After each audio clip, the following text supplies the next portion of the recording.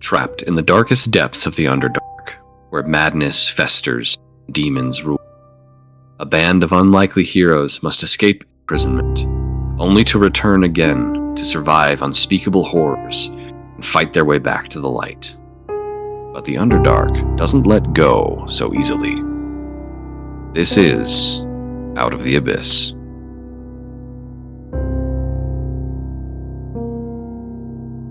Last time, after a gruesome battle with Grotz,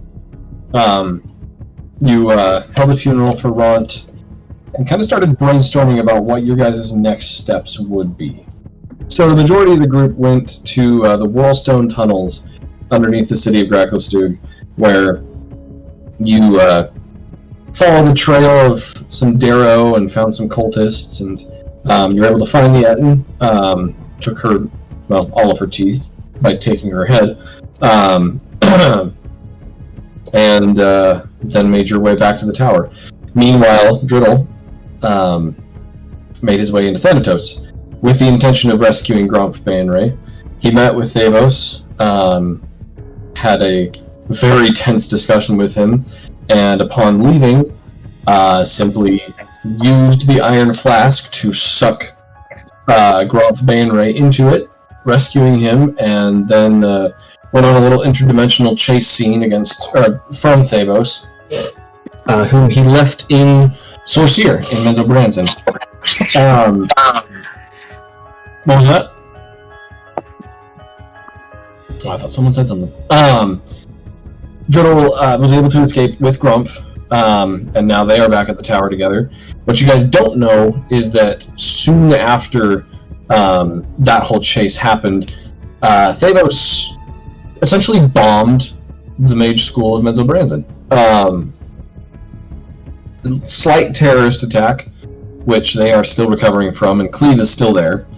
You guys made it back to the tower and rested, decided that it was time to really hone in on what your plan is against Demogorgon.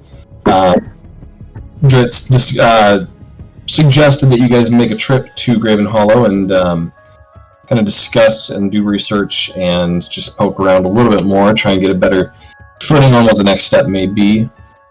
Which you guys went, had some pretty good research to do, asked some good questions, and formulated some plans. Now, I will ask, before we leave Graven Hollow officially, does anyone have any more things they want to look into while they are there? So, Valencia and I already know that Cleve is still at Sorcerer. Correct. Yes. Okay.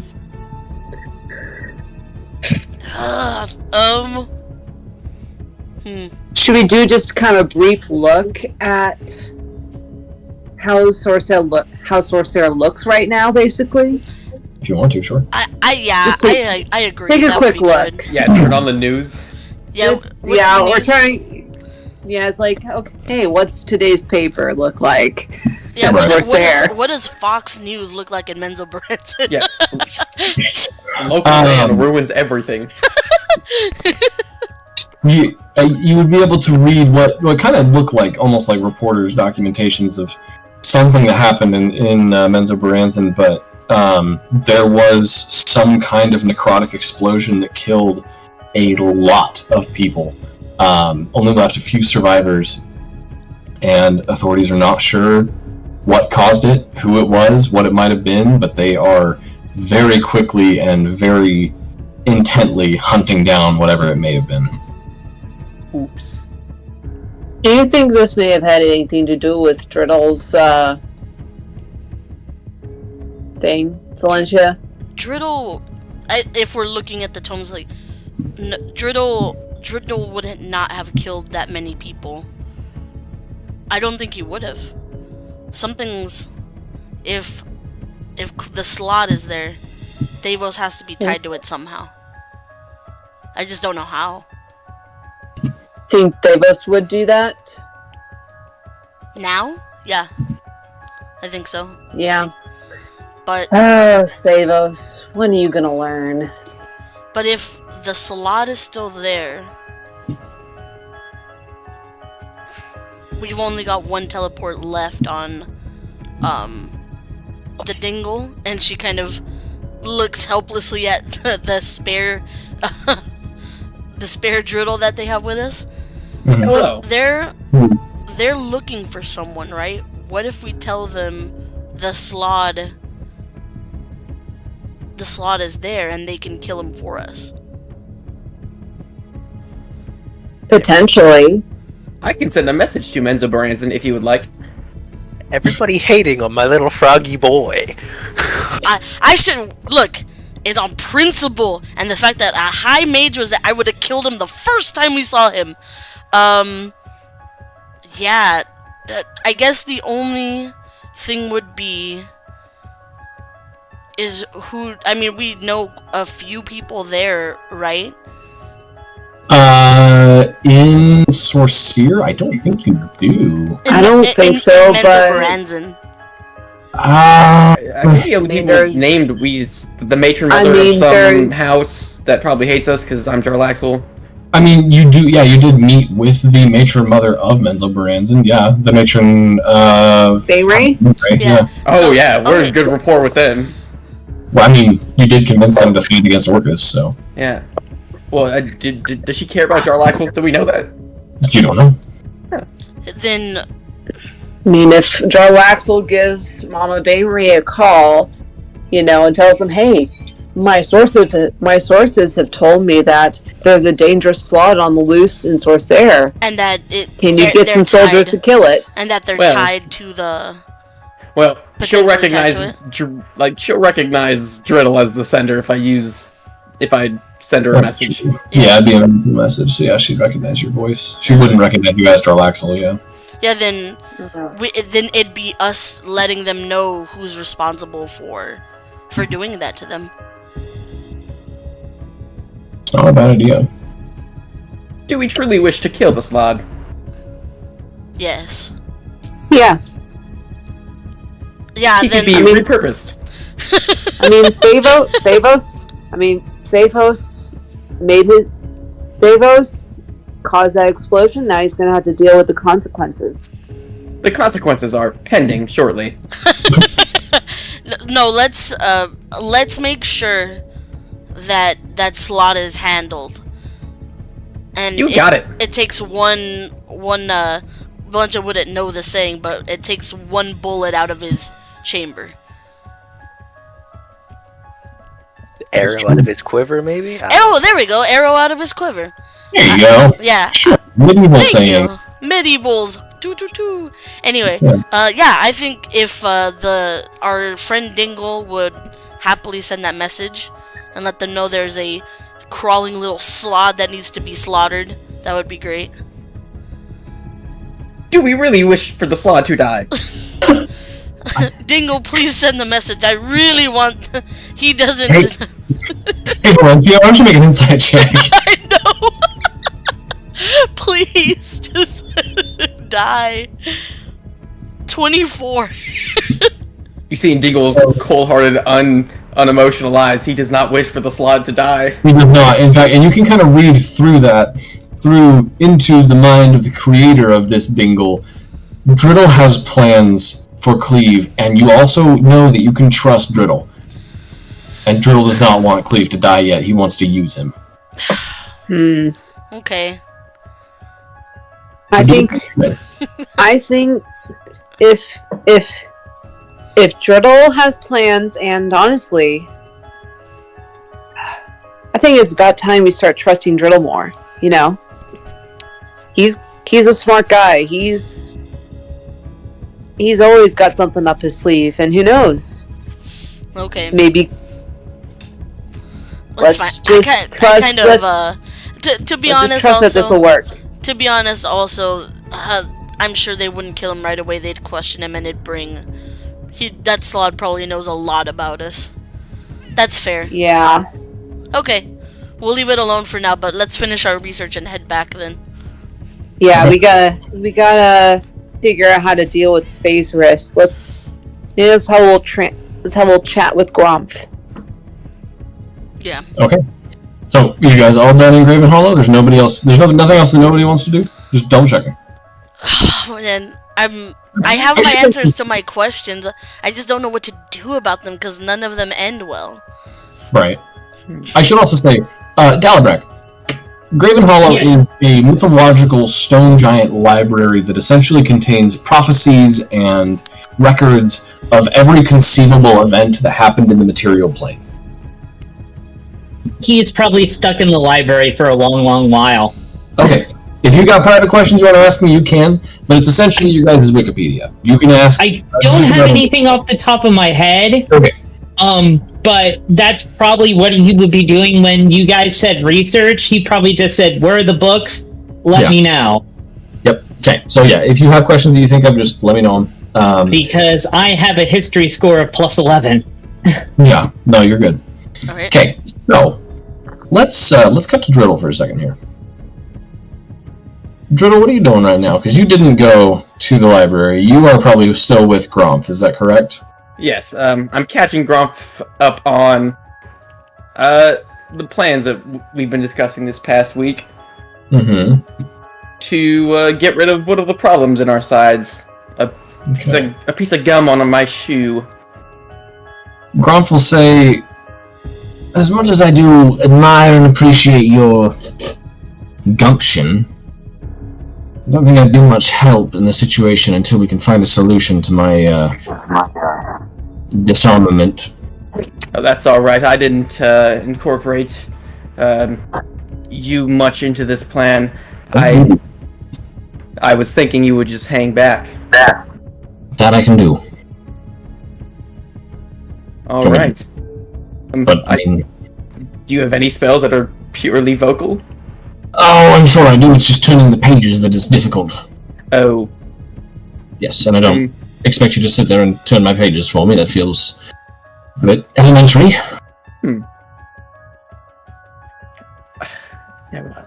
Okay, then yes, you can just hang back and you can probably find out how to work some of Vizarin's tower stuff. I didn't really look too much into it. I assume he had some underlying magical defenses or something. Some rather unfortunate things about this man, so do some poking around as much as I can. Sure. Then I guess if you'll excuse me, it's time to get to work. Of course. And Jordan, you make your way off into the cavern tunnels, heading off into the same location where you found Grotz. What would have been a couple days ago, if even, at this point. I'm going to put you on a map, and I want you to show and tell what you do. Okay. I'll just, as I leave the tower, I'll just say, a bathroom break, and walk away. So, here you are. Alright, I need the other simulacrum, and the shield guardian. Alright. Here is one simulacrum. I'm gonna... How do I notify this? Probably rename it, maybe like 1 or something. Sure. Yeah, Dingo 1. Yeah. Alright, yeah, if you put your cursor over him...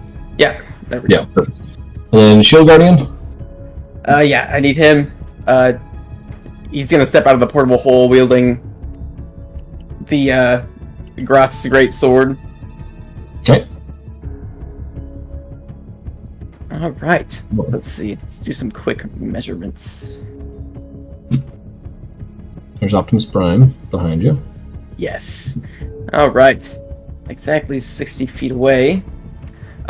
First off, I'm going to use a first level slot to cast Grease. Let me pull up the area of effect for that.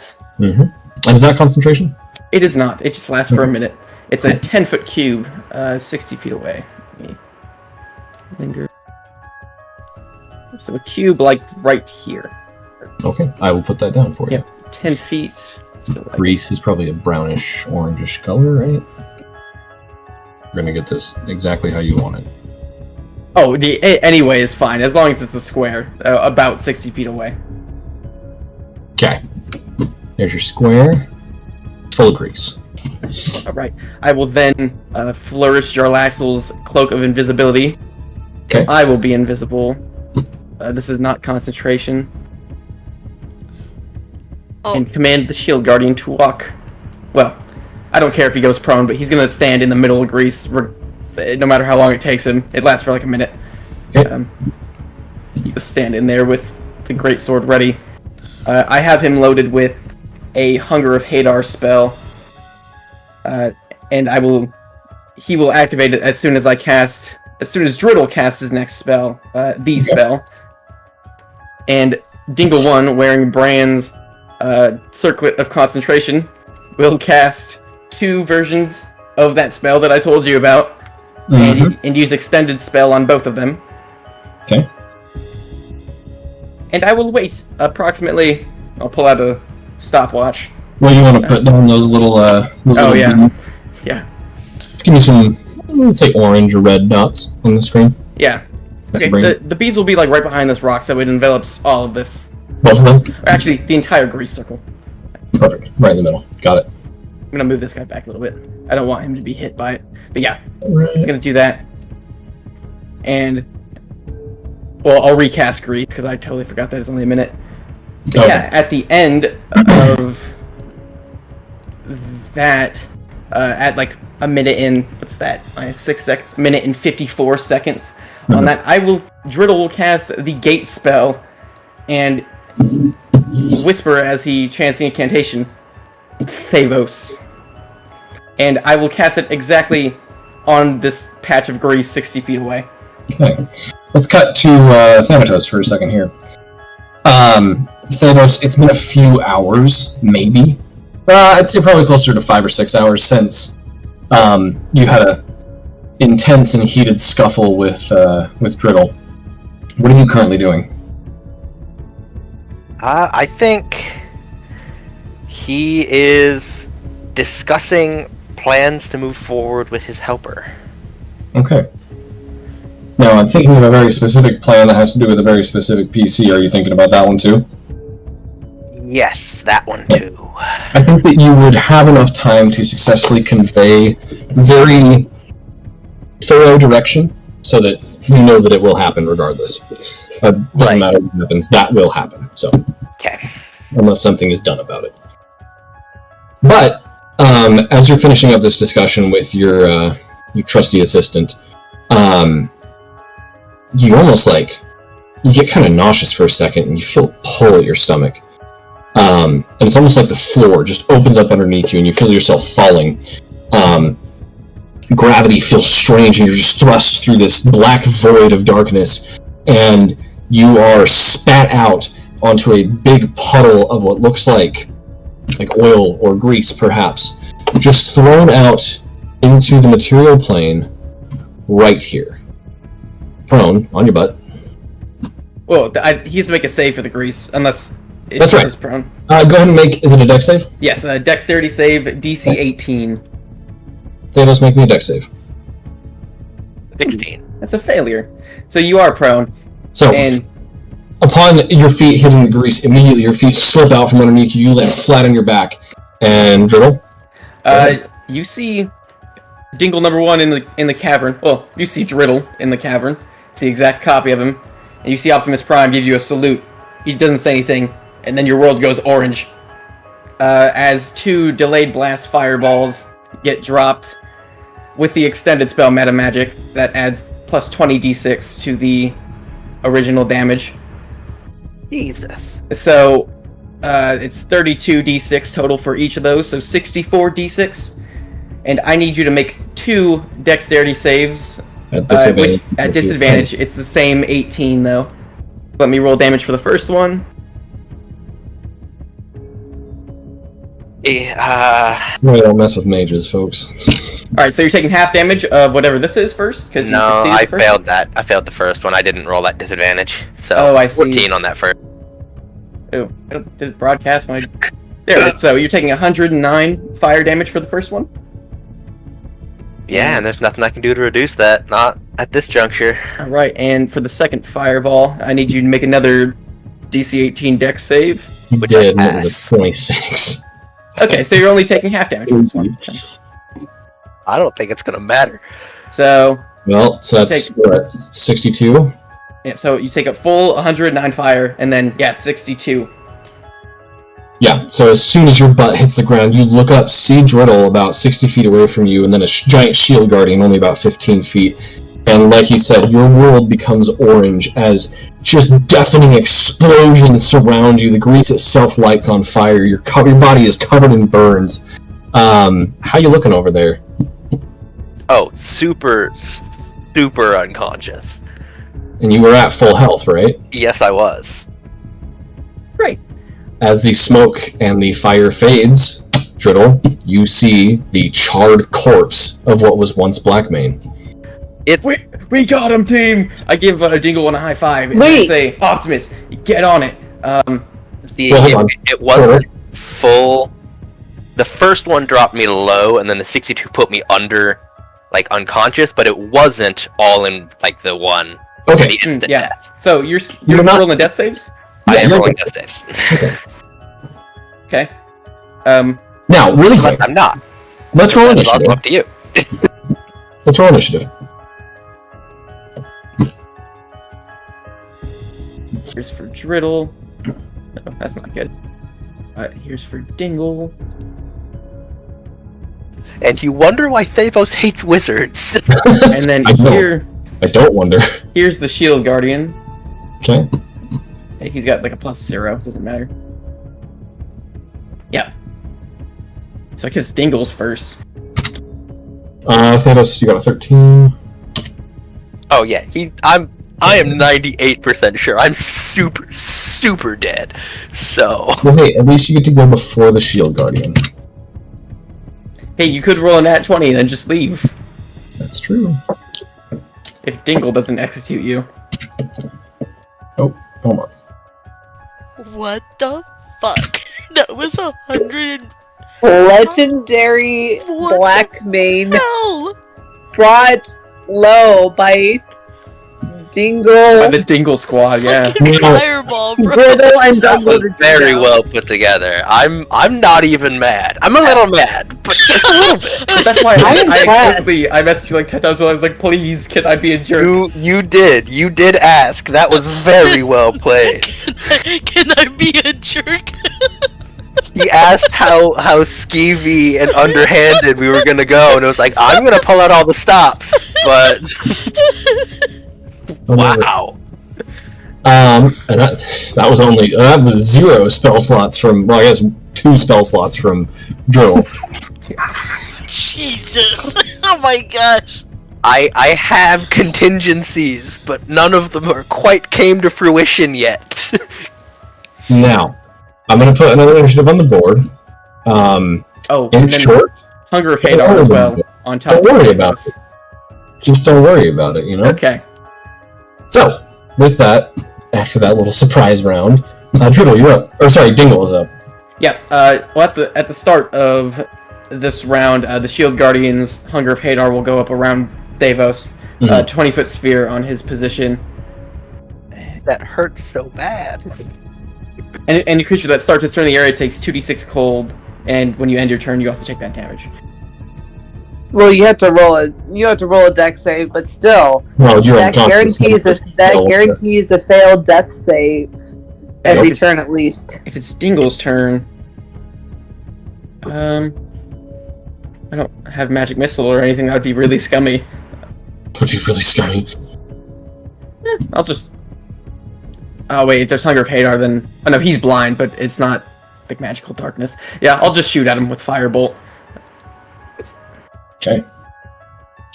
And now this is the range attack, so make it with disadvantage. Because of the. Because he's prone. Oh, that's right. Yeah. Yeah. 17 doesn't hit. 17 does not You hit. get to live. Dingle will quicken a spell. Dingle's gonna quicken. I have nothing that automatically hits him. Well, that's a cantrip. Dingle will just quicken Fireball and throw it at him. Okay. Because it worked the first 4 Well, because times. it's not a direct attack. Oh wait, I'm sorry, I wrote this initiative wrong. That's actually a 14. Yeah. Because it's not a direct attack, it doesn't count as a crit. But It's just one failed death save. The ball goes off. Again, this cavern is shaking. Anyone in the tower can just hear these massive explosions, not more than 300 feet away. Oh, this is close. Yeah, this is right outside. Yeah. Thanos, mark 2 failed that save, please. Okay, anything else on your turn, Dingle? Nope. Alright. My turn. Oh my god. Give me just a second. I need to look at something. A new challenger appears.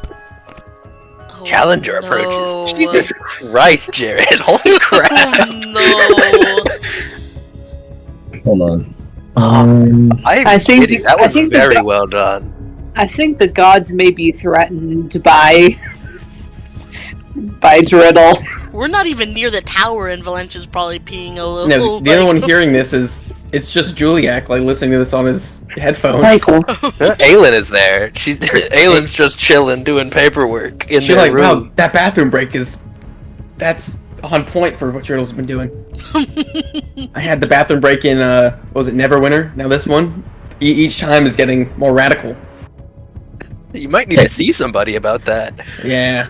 I was wrong. Actually, this initiative doesn't need to exist. So, Thanos, make me a death save.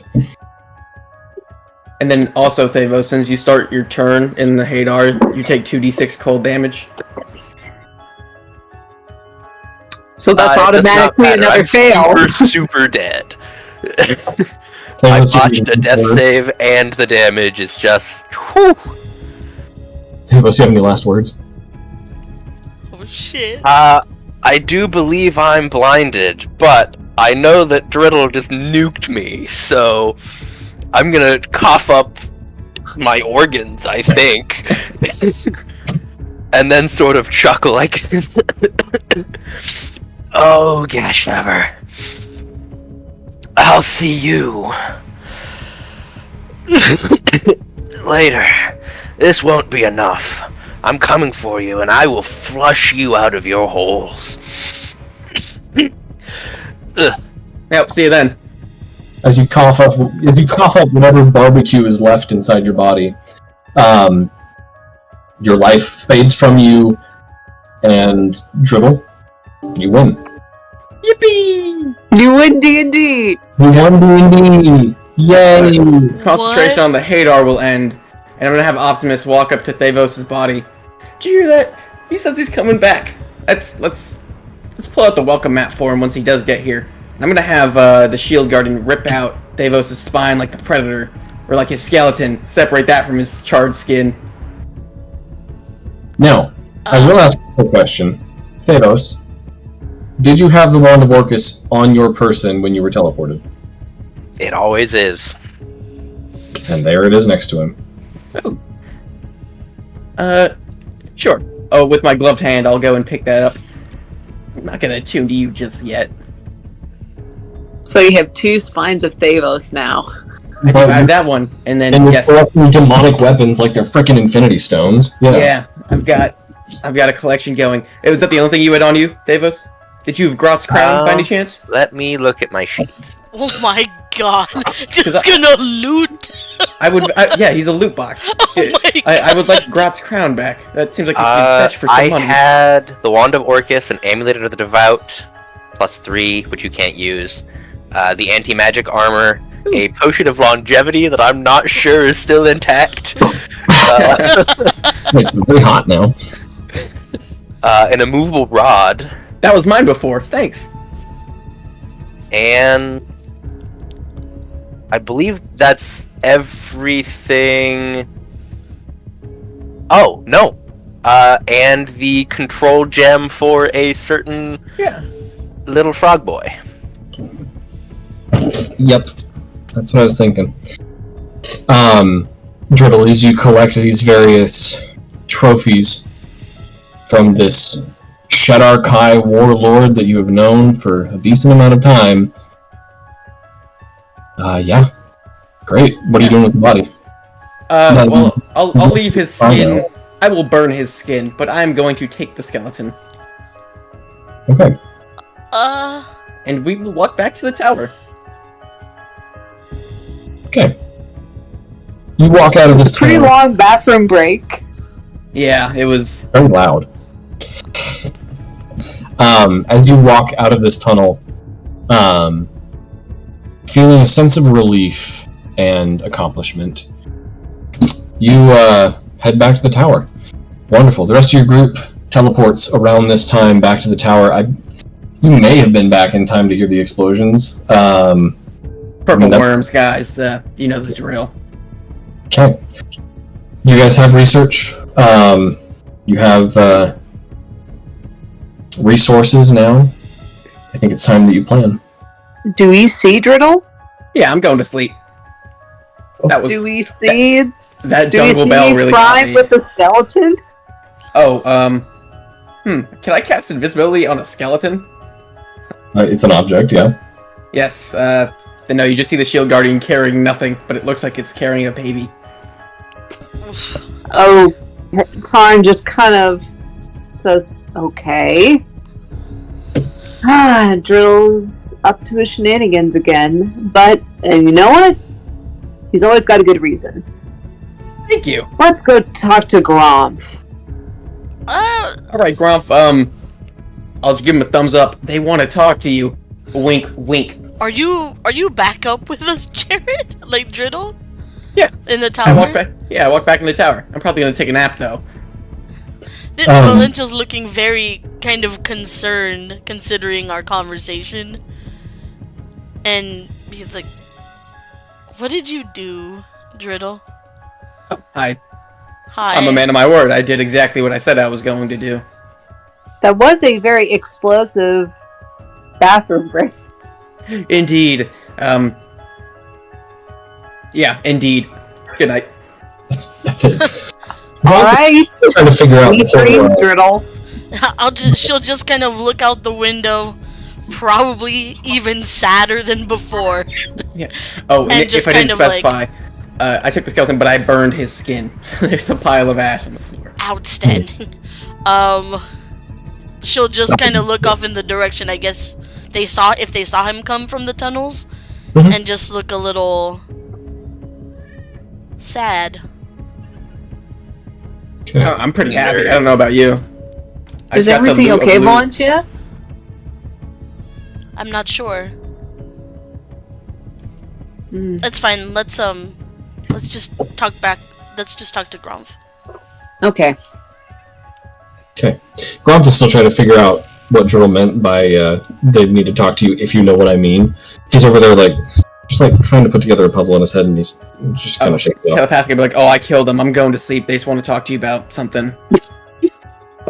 Why are you being so cryptic constantly? There's no need for that. Oh, Blackbane is reduced to soot in the next cavern. No, I know what you were planning on doing. I was just... The way that you said it to begin with was just bizarre for no reason. Anyway, he turns to you guys and says, Okay. how can I be of service? I don't know how much I can physically do, but mentally I'm... Well, Can Right. I walk up and smack him in the face? Like an open-handed... Whoa. Driddle, Violence is not the answer, says Dingle number 1. if you want to strength check me, feel free. I'm slapping this man in the face.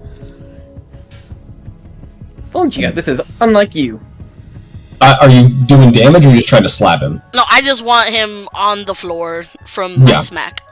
Yeah, you smack him hard enough to put him right on his butt, and he takes it and kind of gives a nod and says, I can think of reasons I deserve that, but I'd like to hear it from you. Do you have, for your pride and your want for power, do you know how many people have died? Not just from our party, but from the Underdark itself, from what we know Grotz was doing to the other demon lords, and yet you stand here, alive, rescued by our group, when some of our people didn't even make it. You are useful, I know, but I want you to know how much I know that it's unfair that you're still here and others are not. Taryn, ask your questions. You can catch me up later. I can't be here with him. And she'll walk out. He gives a nod as you leave and she says, that's fair where she's coming from.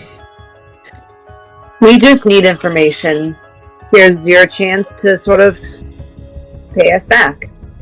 And that's entirely what I intend to do. I don't. So, I've been begging me too much, and frankly, I'm sick of it all, and I'd love to be rid of it. So we did learn that in order to stop Demogorgon, a big step would be removing Demogorgon physically from the Treacherous and his armies. I see. Now, I know the Underdark there's Treacherous everywhere, but I mean, I assume that someone as knowledgeable as you, would you know how to separate an individual from the Treacherous, perhaps? Through magic or some other means? There is a way, and I believe that your friend just utilized it rather effectively. The gate spell rips someone from their place and places them where you want them to be. There's no... So are you saying if we fight him, if we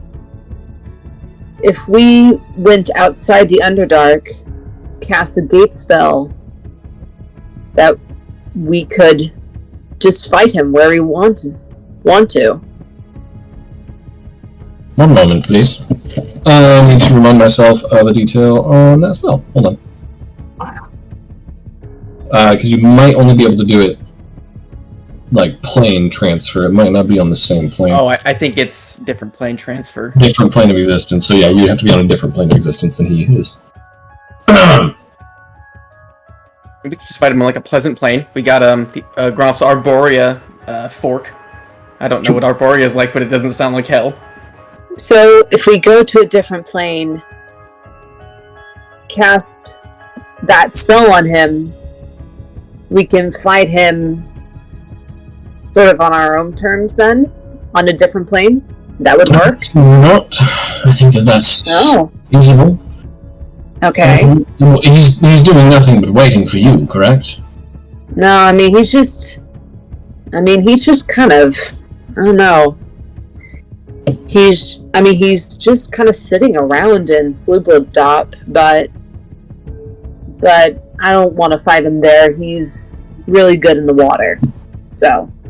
I am sure that's the case. I watched him rip his way through the city of Menzoberranzan after he was summoned, and I wouldn't want to see that up close again, unless you all need my help, which I think it's only fair if I offer that. Yeah. Is there any other knowledge about Demogorgon that you could provide us, or anything that could help us kill the guy? Information's always useful. Strength in numbers. I don't think that he has an Achilles heel, if you will. I don't think he has some magical weakness that you can exploit, but I've only ever heard one story, which I believe you all read up on as you were in Great Hollow, but the one story that I'm familiar with of other adventurers fighting him was, centuries ago. He was locked in some kind of prison on the material plane, and he broke out due to magical things. And all the adventurers had to sacrifice themselves to get him chained up again, if you will. Yeah, well, sacrificing, we'll try to keep that at a minimum, but Please do. I think that the information that you gave us are useful. If you think of anything else, don't keep it from us. Gromp sits there, reflecting and not feeling great about himself, that's for sure. I'm gonna go find Valencia. Okay. Valencia, where are you? Oh, sorry, push to talk. I think she probably would have gotten all the way down out of the tower and is probably just sitting on the stoop, probably still looking in the direction that Griddle walked out of the tunnels. Alright. I got some good information out of Groff. I know how to remove Groff from the treacherous. We basically have to go to a different plane, cast the gate spell, and have him fight on on a different plane, our own terms, and yep. So, actually, kind of more simple than I thought it would be. Guess we just gotta figure out which plane we want to head to then. I guess we'll just have to grab some items and plan again and go into another battle again where we might lose more people. Well, I don't know how much consolation this will be, but we, in the past, we weren't able to bring people back from the dead because of the treacherous, right? Yeah, it had a really big effect. So, if we fight on a different plane, somewhere away from the treacherous, if in the worst case scenario, someone does die, there's actually a chance that we can bring him back. We're almost done with this, Valencia. And I'll be at your side no matter what, okay? And she just kind of smiles up at you and kind of pats the stoop next to her.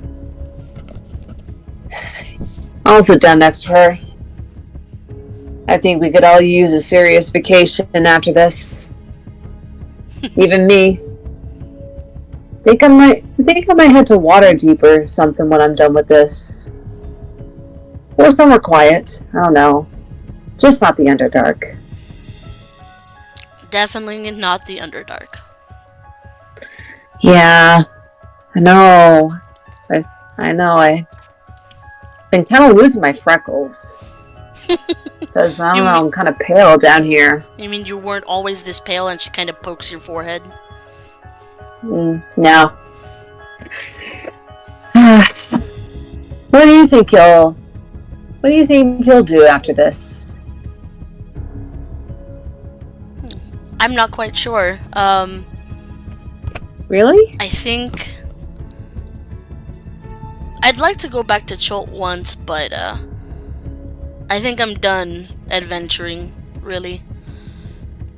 We probably passed it on our way, didn't even see it. There's a small town, Phandalin. I think that's probably where I will just head. My parents actually taught me quite a bit before they passed away. We wanted to open a merchant shop there. Aw. That's where we had that funeral. It will be nice to be close to them. It's been a very long time since I've been in walking distance to see them every day. Seems like a nice place.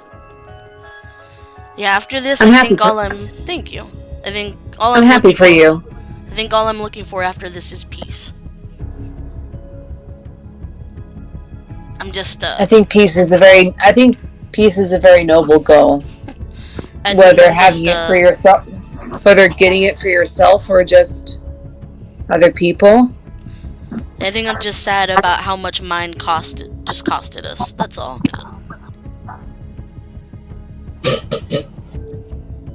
Your peace didn't cost us anything. You're not responsible. You've brought peace to a lot of other people, you know.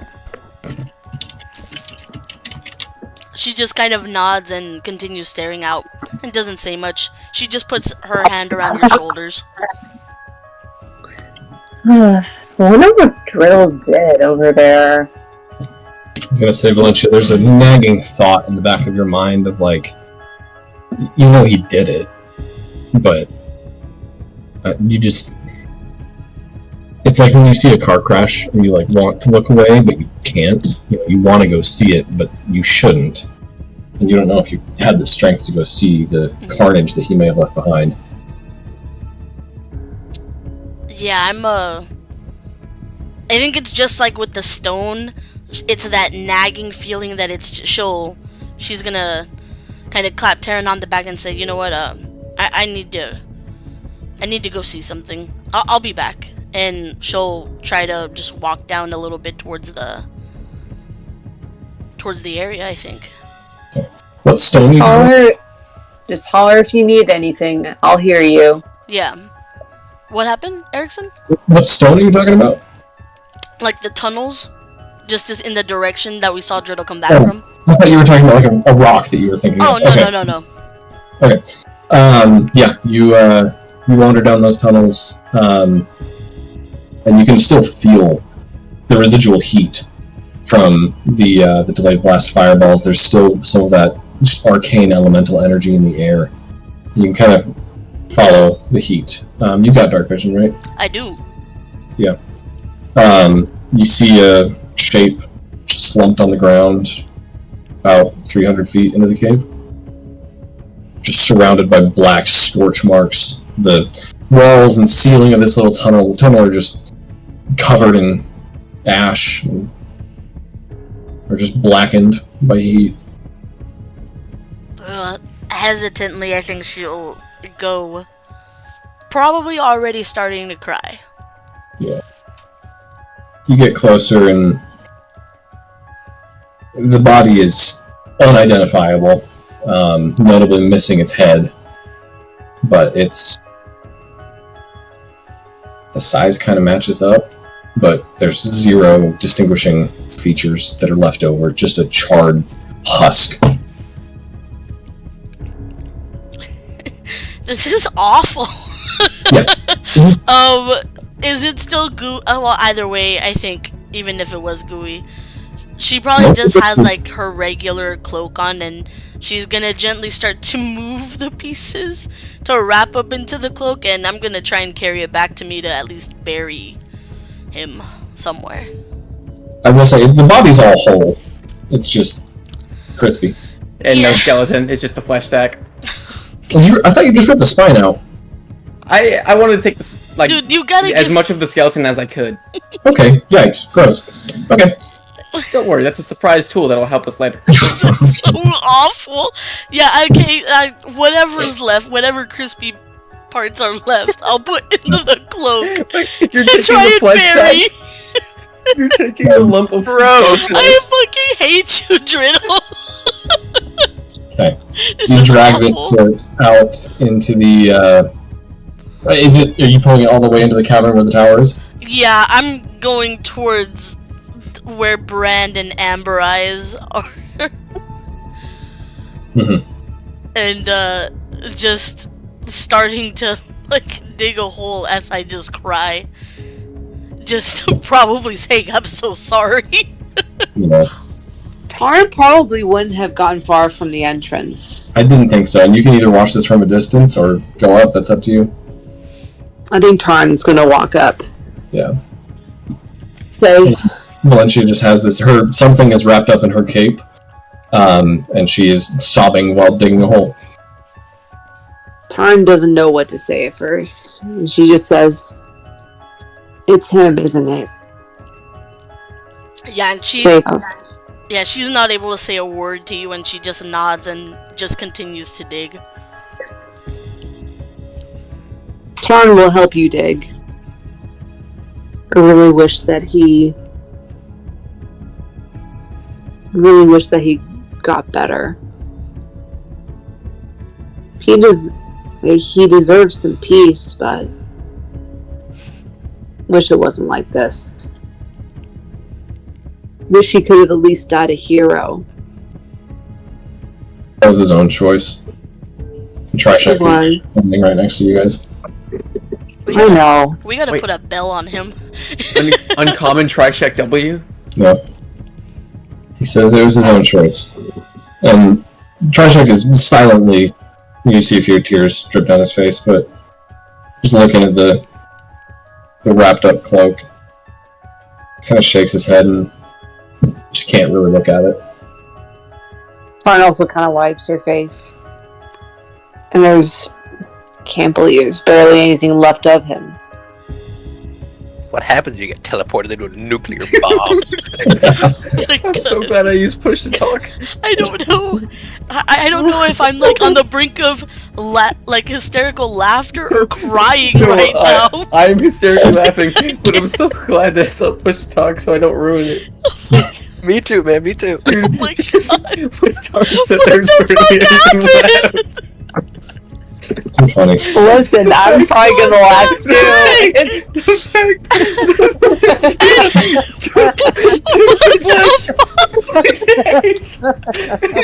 don't know if I'm gonna pick up any of this guy. Oh my god! Followed by Trishek having his only good moment of the campaign when he actually says something that I respect. He slaughtered his older brother. Yeah. God damn! Dude, That's the moment. you I think- just buried okay. like a rug of Thavos into Okay, the floor. to clutch into this moment, I think when Trishek says that W one-liner, Bunch just turns around and starts to hug him and starts crying again. Yeah. Tarn kind of hugs Valencia kind of around the knees You guys had a moment. and uses her cloak to wipe her tears. Yeah. But you finish up with the burial, placing whatever's left of Thavos' body into this hole and reburying it. Not much of a funeral, but like Trishek said, this was kind of his choice. Dritz is watching from an upstairs tower, just deep in thought.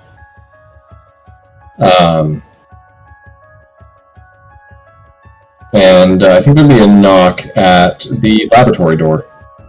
Well, yeah, there'd be a knock at the laboratory door.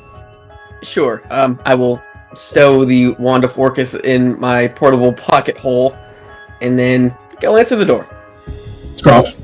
Oh, He just said, did he knock with his head? with one of his nubs. I think his elbow, yeah. He just says, your friends found your, well, what's left of your little squabble. They're burying him outside. Thought you ought to know. Thank you. Yes. What can I do to help? Can you do anything about this? And he holds up his, Yes, that is my next course of action, to get you back up and running. Perhaps some of the gnomish tinkerers in Blingdenstone can make you a prosthetic. I will follow up with them. We have some allies in Gracklestug, the Great Dwarves. They might be able to put something together. And I even know a cleric we might be able to help us regrow your arms, in case you don't want to be made of metal the rest of your life. As fascinating as that sounds, I don't believe that I would be the most welcome in either of the two Underdark cities. So I think I prefer your cleric friend, but, wherever, I suppose.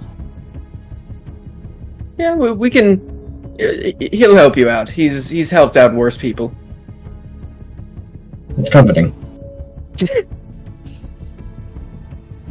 If you don't mind, I'll take one of your simulacrums and go get that done. Yes. If they're recharged enough. Yeah, I'll whistle back to the dingle that went with them to Graven Hollow. Yo, dingle number 1, you're needed. And then I'll send him off to, what was the location? It was... If you look at the dragon, he's in Gracklestug, but his uncle is in Gauntlebrim.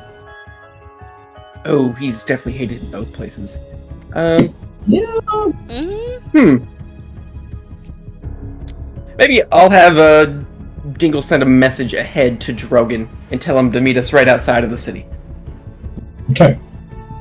Because I don't think Drogon ever saw Gromfbane Ray. Maybe he doesn't know what he looks like. I don't think so. Okay. Now I'm going to open it for both Dalibrak and Aelin. Let's start with Dalibrak. There's clearly a very tense air about the crowd. What are you doing during this time?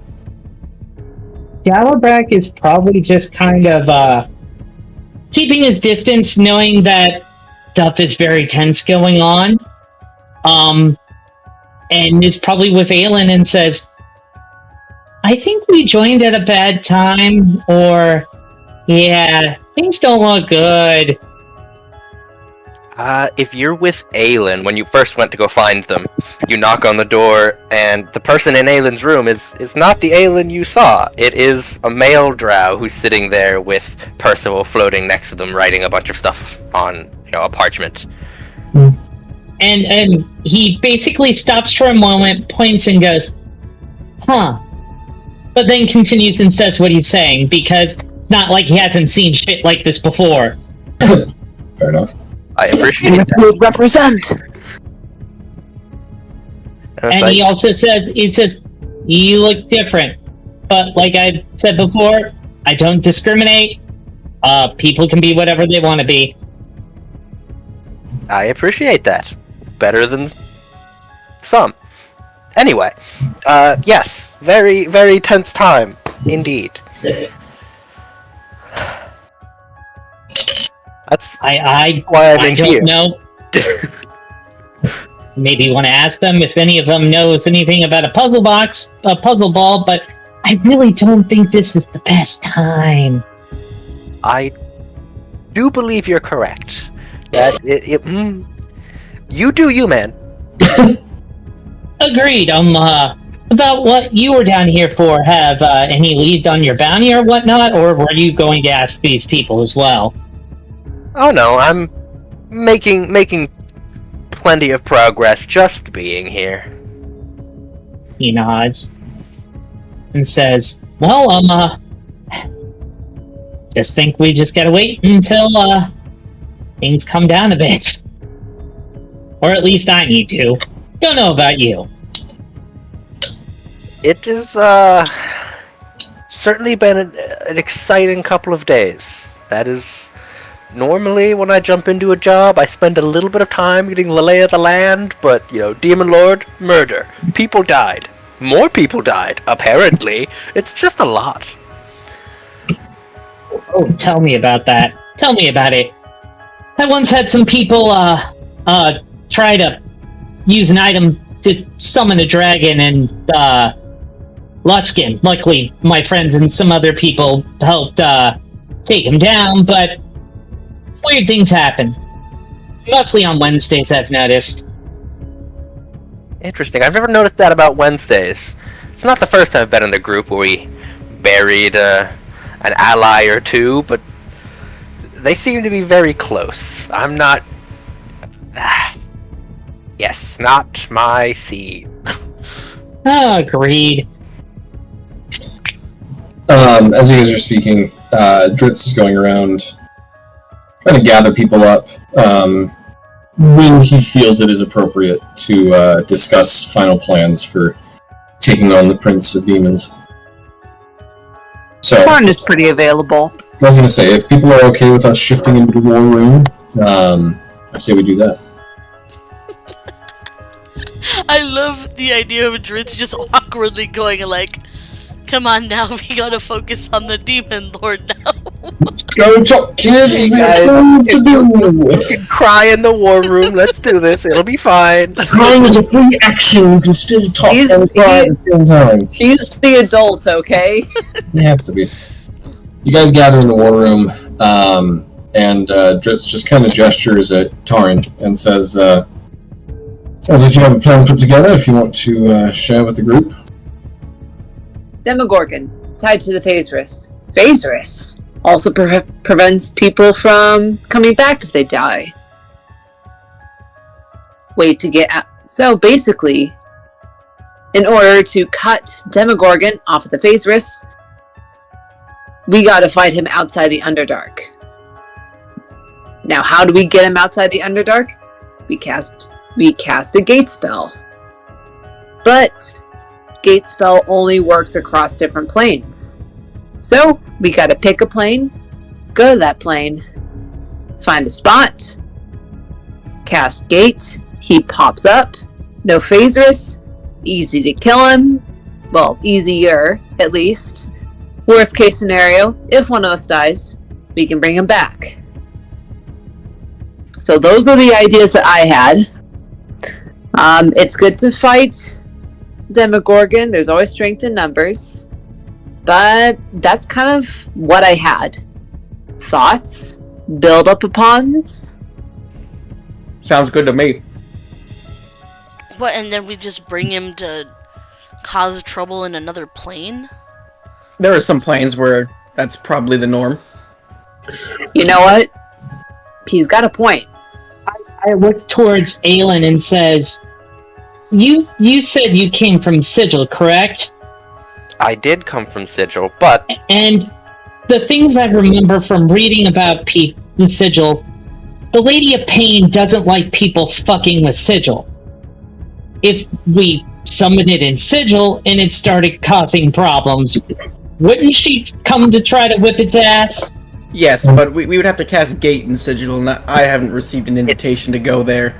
I think that Dritz would say you would also have to deal with the Lady of Pain causing you pain, because we would be directing... Yeah, that was the other thought I had, but I just was gonna just try to throw it out there on left field. Like I said, I'm still open, and yes, I'm a Dritz big fan. It's good to see you, but I thought you were just a myth. But anyway, I'm stop fanboying right now, but yeah, that's just my 2 cents.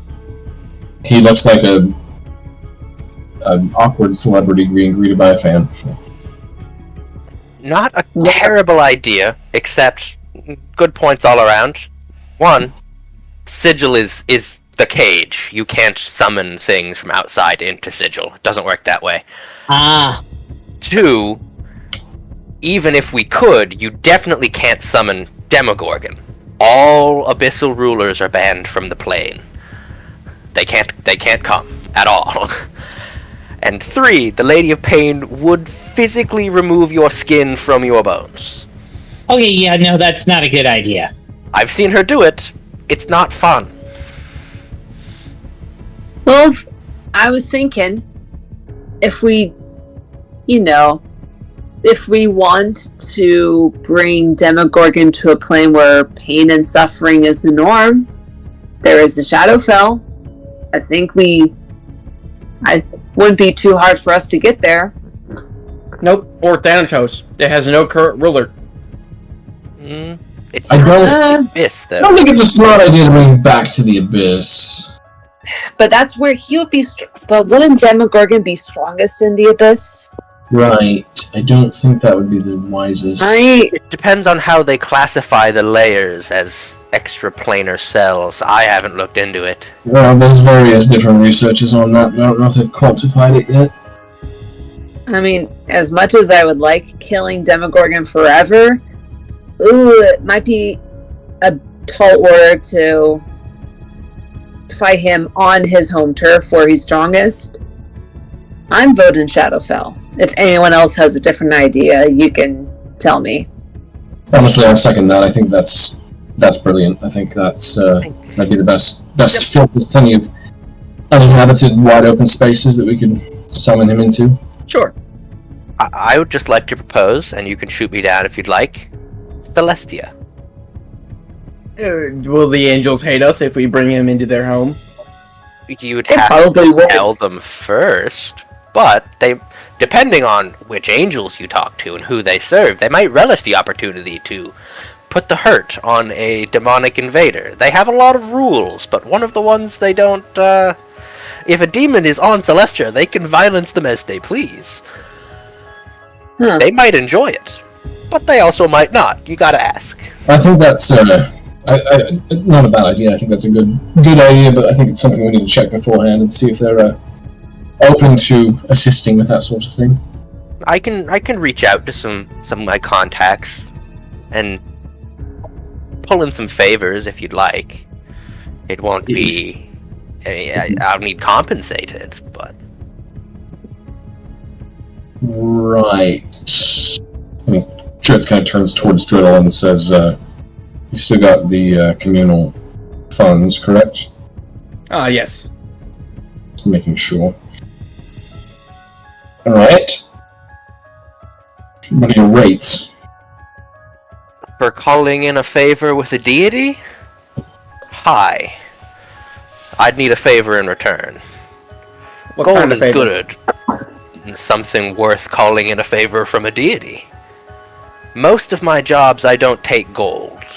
I can acquire gold and sigil. If I'm out and about doing jobs someplace like this, it's not for gold. Which deity are we talking about? Depends on who you want to talk to. And why are you here exactly? I was hired by someone who is interested in seeing your success. Great. Can I roll an insight check on Aileen? Yeah, you're being weirdly big. 13! 13. Aileen, why don't you make a persuasion or deception check? Wait, didn't you give me inspiration for some reason? I don't recall. Dang it. You got Okay. a marking with you? Yeah, like I have it marked for some reason, but if I'm tripping, I mean, if you have it marked up, use it. Whatever. okay, I will use I was it. going to tell you to keep the roll private of what it was, Alan, but that's okay. Yeah, I'm pretty sure they have the same bonus, so it doesn't matter. Okay, They had the same number, so I just picked the one that was Lols. closest on my sheet. I see. Lol, 16. It doesn't work. Alan's clearly a person that has a lot of secrets and is on a need to know. Not he's not on a need to know basis, but he clearly picks and chooses what he tells people. Got it. Yeah. So. You know, client bounty Delabrex just hunter says, confidentiality. Delabrex says, me, I'm just here for searching for a puzzle ball that might have a map in it, but it seems like this is more important. I think this is the first you've heard that, Driddle. Yeah. Sorry, your mouth is full. No, it's okay. This is how Driddle is in the meeting room, too. He's Right, scarfing yeah. down whatever he can find. Chowing. Hey, Eating a Driddle. sandwich. Mm-hmm. Hey, Driddle, what are your thoughts? Celestia or the Shadowfell? Well, I mean, I'm a stickler for a good deal, and I want to keep my money. I say Shadowfell. And plus, I don't know how the Angels will react to some of our more morally ambiguous, and I pointed Valencia, crew Aw. members. She's No, a I'm little. kidding. I'm kidding. She's That a was little. a joke. She's a little offended. She's like, oh. Sorry, I meant try-check. There we go. Yep. Okay. Ooh. The only Angels we've seen so far haven't been looking too good. That's true. Yeah, they will turn to stone. Well, if we do this in the Shadowfell, I mean, there's other dangers to do that as well. I mean, it's the Shadowfells. Did we notice the phasers at all in the Shadowfell? No, There was- Favors is only in the Underdark. Okay. Let's Yeah. see. Perhaps there's a plane of like eternal emptiness I can do some research on. Maybe like stuff. Maybe like limbo. Grob turns to you and says, an empty plane where nothing, you could construct it yourself and you have complete control over it and you can summon and dismiss it at will, Driddle. Oh, yes, Semi-plane would work well. I could. I would have to. Yeah. Yeah. We could fight in my room. You have a demi-plane? Yes. Why didn't we? Okay. Because it has all my cool stuff in there. It's the same reason we don't want them to destroy other people's planes. But then if it was in this plane where there's nothing there, we'd be fighting him hand to hand. Like it would just be combat against him. Yeah, well, it would be. I can reform the demi-plane. I might be able to set some things up.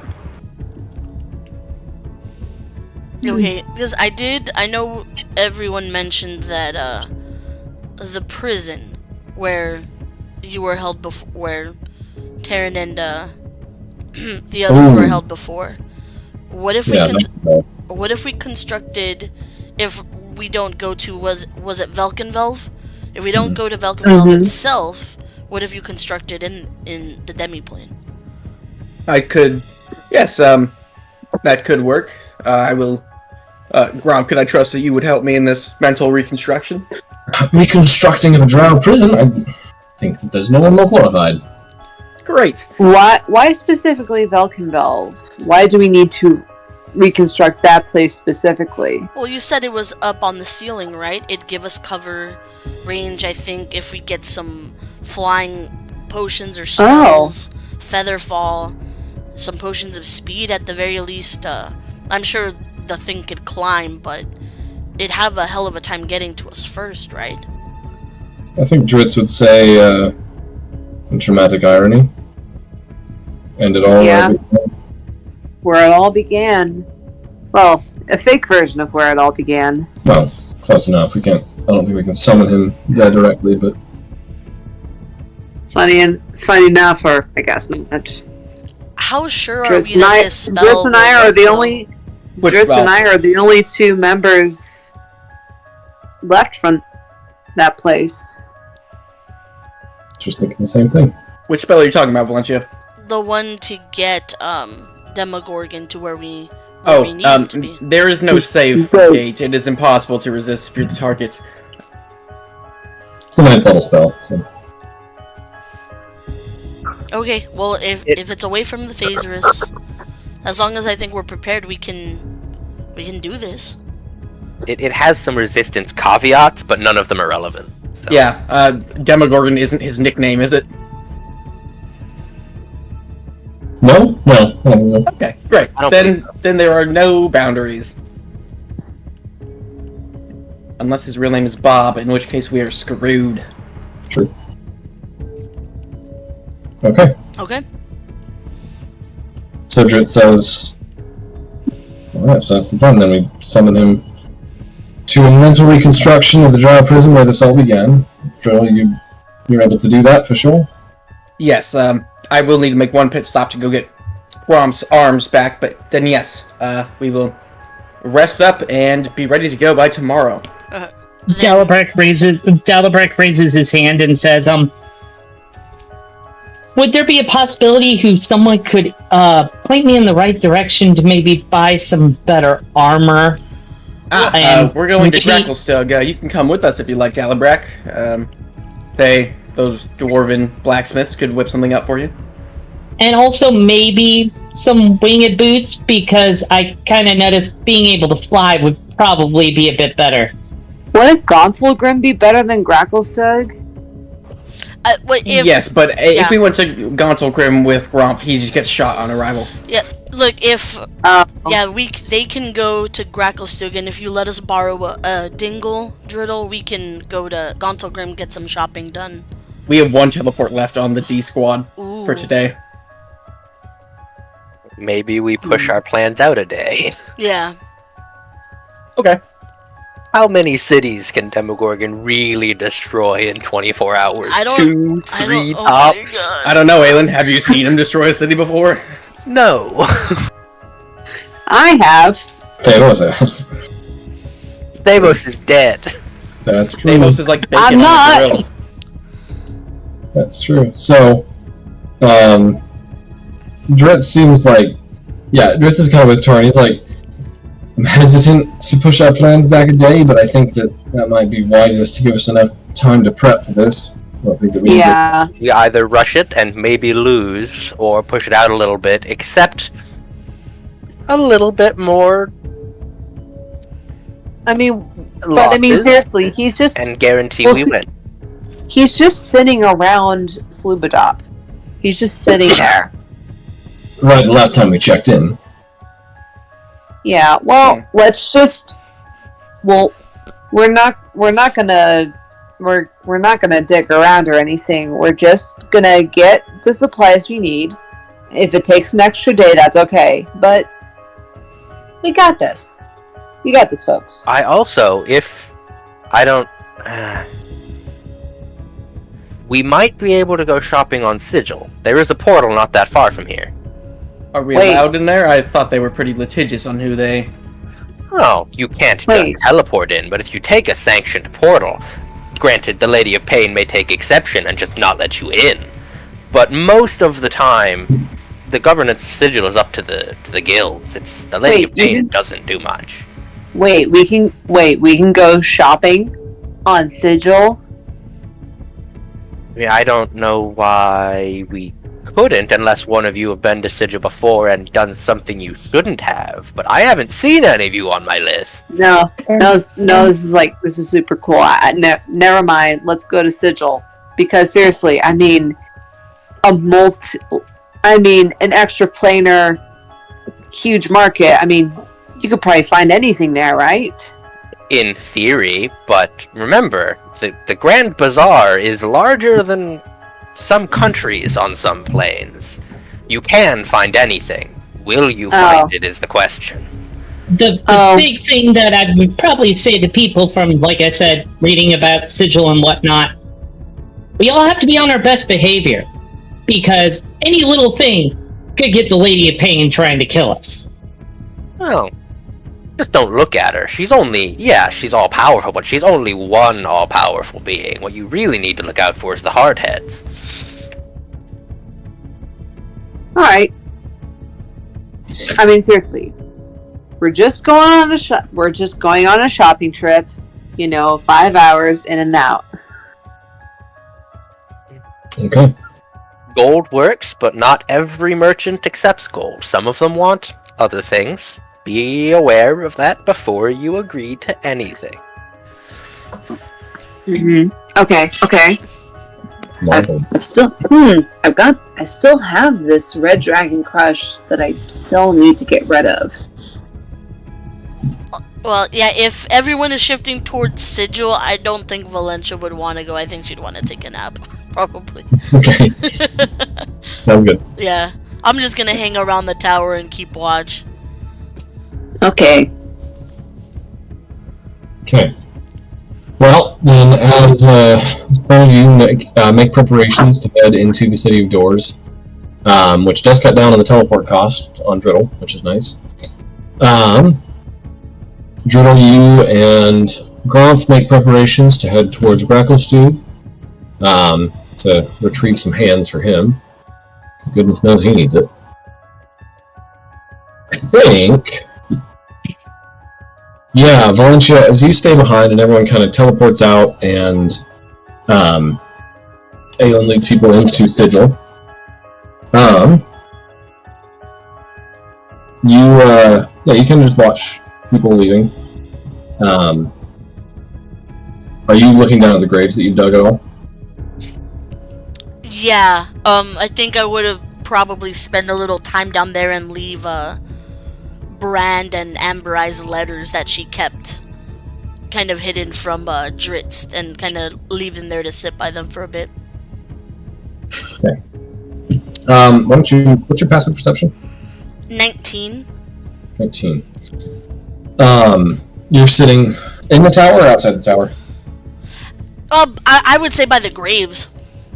Oh, you're right by the graves. Okay. Yeah. You almost feel a gust of wind. Not even a gust, just a slight breeze from the tunnel that leads out of the cavern. And it just kind of blows some of the rubble that's on top of Theros' grave. It's strange. Wind isn't usually... You haven't felt wind since you've been up on the surface. It's not really something that happens down here. I think, after kind of setting them down with, a rock or something, and if she notices that, she'd definitely turn to kind of figure out what that's about. Yeah.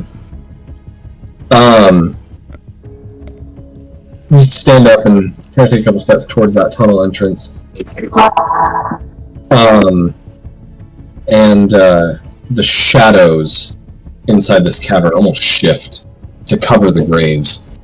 And as you turn back, you can see, as the shadows now cover the grave, and there's a figure, almost looks like a shadow demon, kneeling over Theros' grave, just with a hand just flat on the soil. Oh, yeah, I immediately take out Dawnbringer and I'll do the full light on it and try to attack it. Action word? Nothing.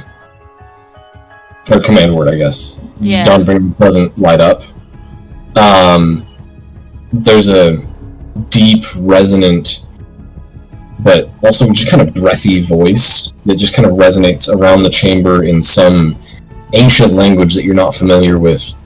And this figure who, again, as if it was a shadow demon, completely shrouded, just a silhouette, just puts a finger up to its nose and then just dissipates into wind. What the heck? Does like it's kind of like shaking that flashlight that's low on batteries. I kind of shake Dawnbringer. I'm like, what the hell was that? And I as the figure disappears, the shadows shift again, and if you speak the command word again, Dawnbringer, ignites. Ooh. What? Yeah, and she'll run over to his grave to make sure it didn't do anything. Make an Arcana check. Whoa. It's at a +0. 17? 17, very nice. Hold on 1 second. Let's see here. Yeah. There's almost like a residue on the grave of some kind of spell that was cast on it. You don't see any components, any physical residue, but it's a magical, energy that still permeates around the grave.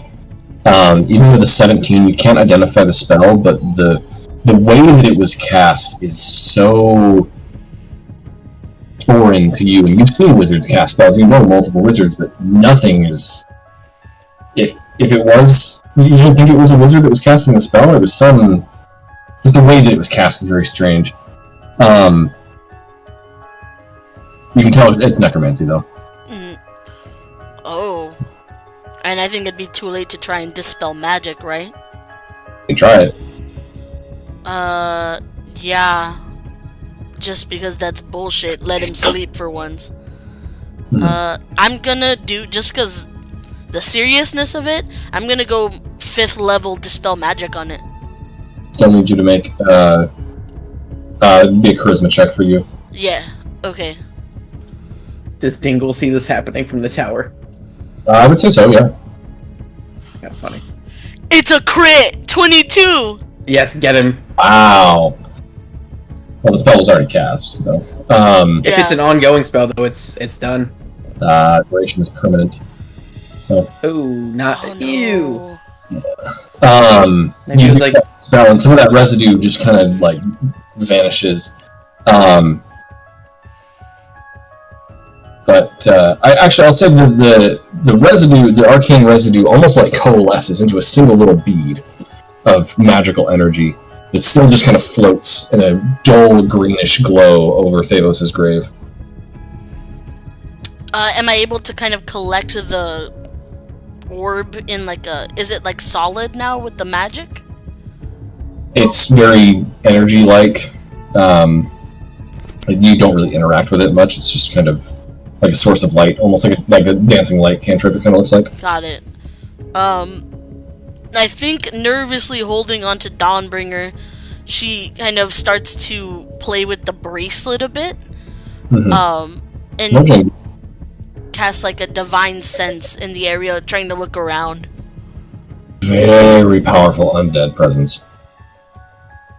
You almost get a migraine from the energy and the power that you sense.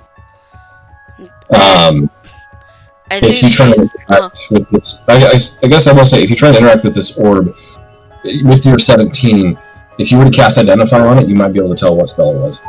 The City Lockroom can help you with that if you like. Yeah, for sure. If I see the Dingles kind of looking please help. Yeah, let's see what's going on here. Dingle it. Yeah, you come out and cast Identify. That was a reincarnation spell. Oh, he is back somewhere. Oh, was it cast on the grave? No, it was cast on Thavos. Okay, on... I don't know enough about that spell. again, it's strange though, because with that spell, that requires some pretty expensive material components, which you don't see any trace of that being used here. Yeah. And I guess with the dingle maybe starting to investigate, I'll just kind of shake my head a bit with Dawnbringer and kind of let the light out and say, you couldn't even let him rest this like this? This is curious. Just kind of out loud to the world. Mm-hmm. I did not think the Shadowkai had souls. But with that, I think it's a good time for us to take our 15-minute break. Cool. Because I gotta do go that. do some refreshing on Sigil. Blackmane, Damn it, Blackmane. I'm coming for you again. Really quick, we'll do a cutscene before break. Thanos, your soul is plummeting through what is either the astral plane or limbo or the ethereal. You're just kind of lost and wandering. You don't know how long it's been, if it's been just 5 minutes since you were blown to bits, or if it's only been, 30 years. It's hard to tell. But you don't even feel like you have a physical form until you feel a hand reach out, grab the back of your collar. There's a voice that whispers into your ear, "I'm not done with you yet." And you are just shunted back into the material plane,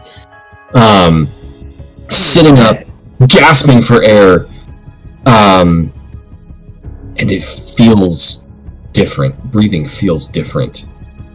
You can feel the cold. You feel fear. You feel more human emotion and sensation than you have ever felt in your 32 millennia of Shadowkai life. And you check your senses, they're not quite as sharp, you don't feel as strong or as dexterous. You have been reincarnated into a human. Bro. Welcome to the Underdark, kid. Wait. Fun seeing past 10 feet. However, I will also say that you do not reincarnate within 10 feet of your body. You are reincarnated in some, snowy pine woods somewhere. Davos is now a human? Yeah. As Valencia sits there, musing and pondering about what the crap is going on, let's go... She's musing and mewing. Yeah. I'm Valencia torn. does not mew. I want that on the record. Yeah, you do. You meow. I've heard it before. How about Dalibrak and Driddle? Go ahead and give me some rollies. Just a d20. Oh, 5. Okay. I want to see if there are any homebrew mewing spells on D&D Beyond. I'm sure there are. There's some trash stuff in there. I rolled a 10. 10. Alright, so we're going to Sigil first, folks. So, before Valencia sees that strange shadowy figure casting Reincarnate on Thanos, Aelin, you... what does that look like? How do you open a doorway to Sigil? I would assume I have a portal key for it, so I guess it depends on the specifics of the portal. Okay, yeah. I think that how this portal key works is you insert it into the lock of any pre-existing door, which turns that doorway into a portal. Oh, okay. Yeah. Nice. I think that sounds cool. So, so you insert your lock into a door in the tower and open it, and on the other side is what looks like a bustling marketplace. Aelin will reach in a little side pocket, pull out a little medallion, affix it on a place on his breastplate, and then pull a mask out and put it on. Okay. And the rest of you, which I believe is Dalibrak, Torin, that's it. Mm-hmm. I guess Dritz. Yeah. Dritz will come along. You guys step into the City of Doors. Now, is it Sigil or Sigil? I Sigil. believe it's a soft G. Jill. Sigil. Jill. Alright. We're gonna go with that for now, but who knows. At first glance, those of you that are unfamiliar with this place, it just kind of looks like a large bustling city marketplace like in Waterdeep or Baldur's Gate, maybe. But upon any closer inspection, you'll notice that there are creatures here that either you have never seen before. Okay. So you guys step through the doorway into what looks like a marketplace that you might see in, Baldur's Gate or Waterdeep. It looks normal at first glance, but upon any kind of closer inspection, you see creatures and things that you might not recognize, maybe you've only heard of, but the things are bizarre here. Looking up, you can also see the city doesn't just lay flat on a horizon. It twists up and curls and fades away into almost an infinite direction that you just can't even see the end of. There's a gnoll running a dried meat stand, who happens to be next to an ice method, who's trying to haggle with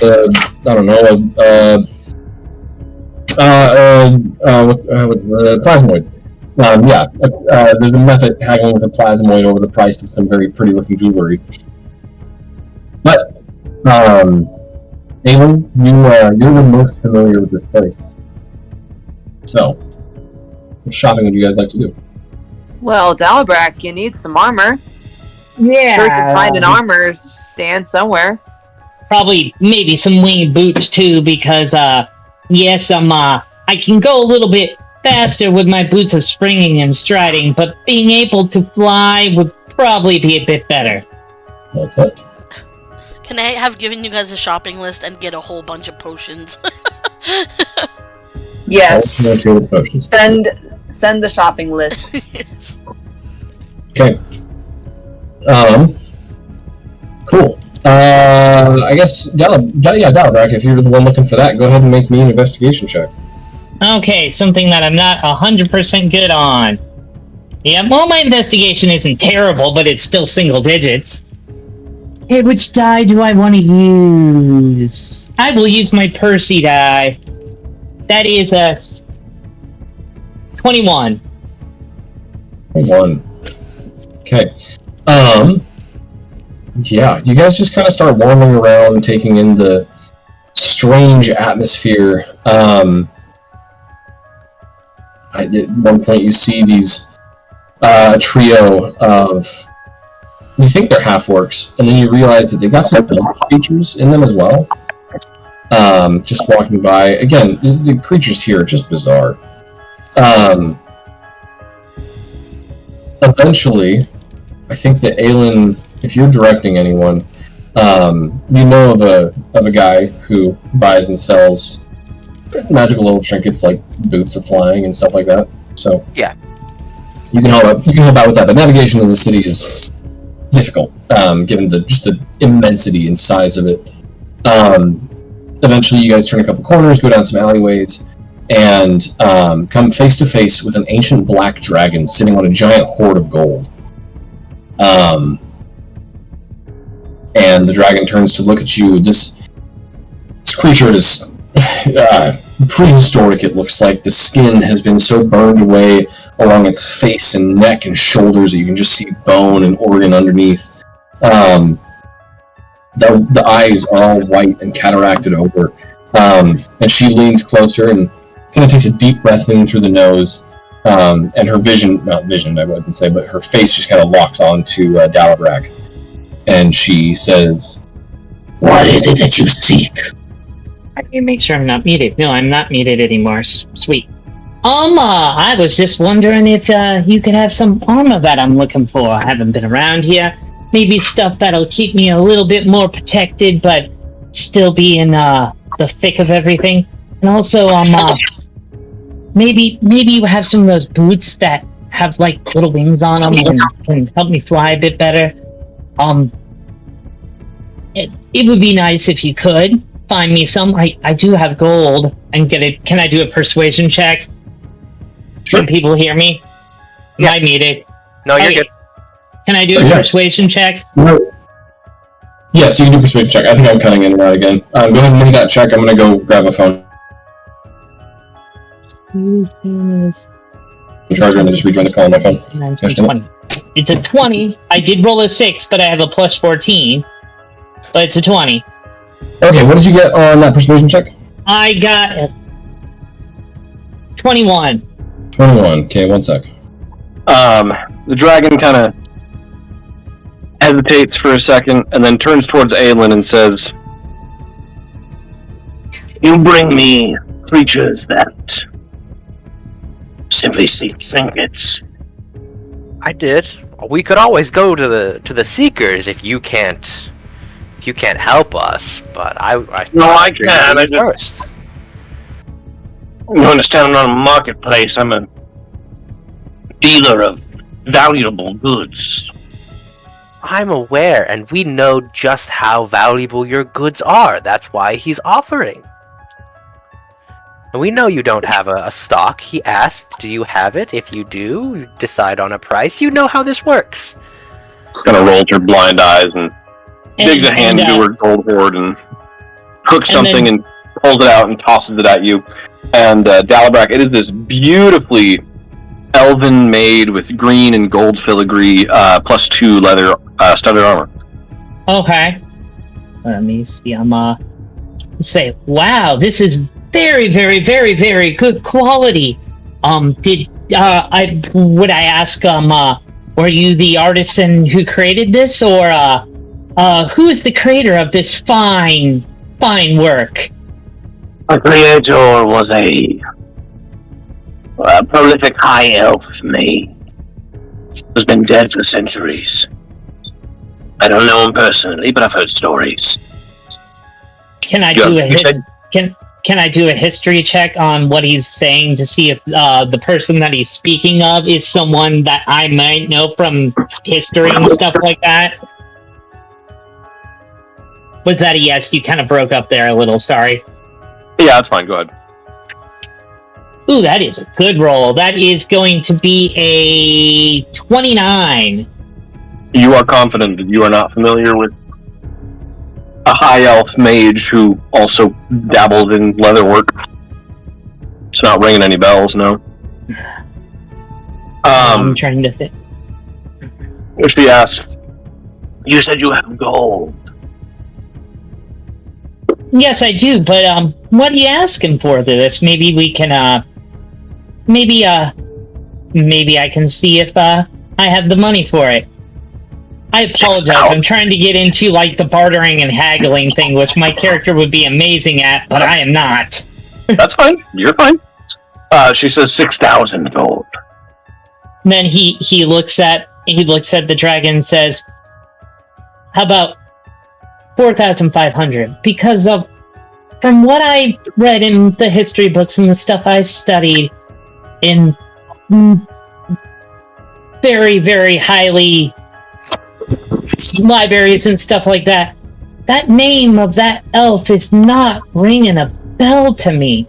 How can I know that you're not just bluffing on me? I'm willing to pay, but I just feel that we can maybe cut it to about 4,500. I'm gonna persuasion check again. Please do.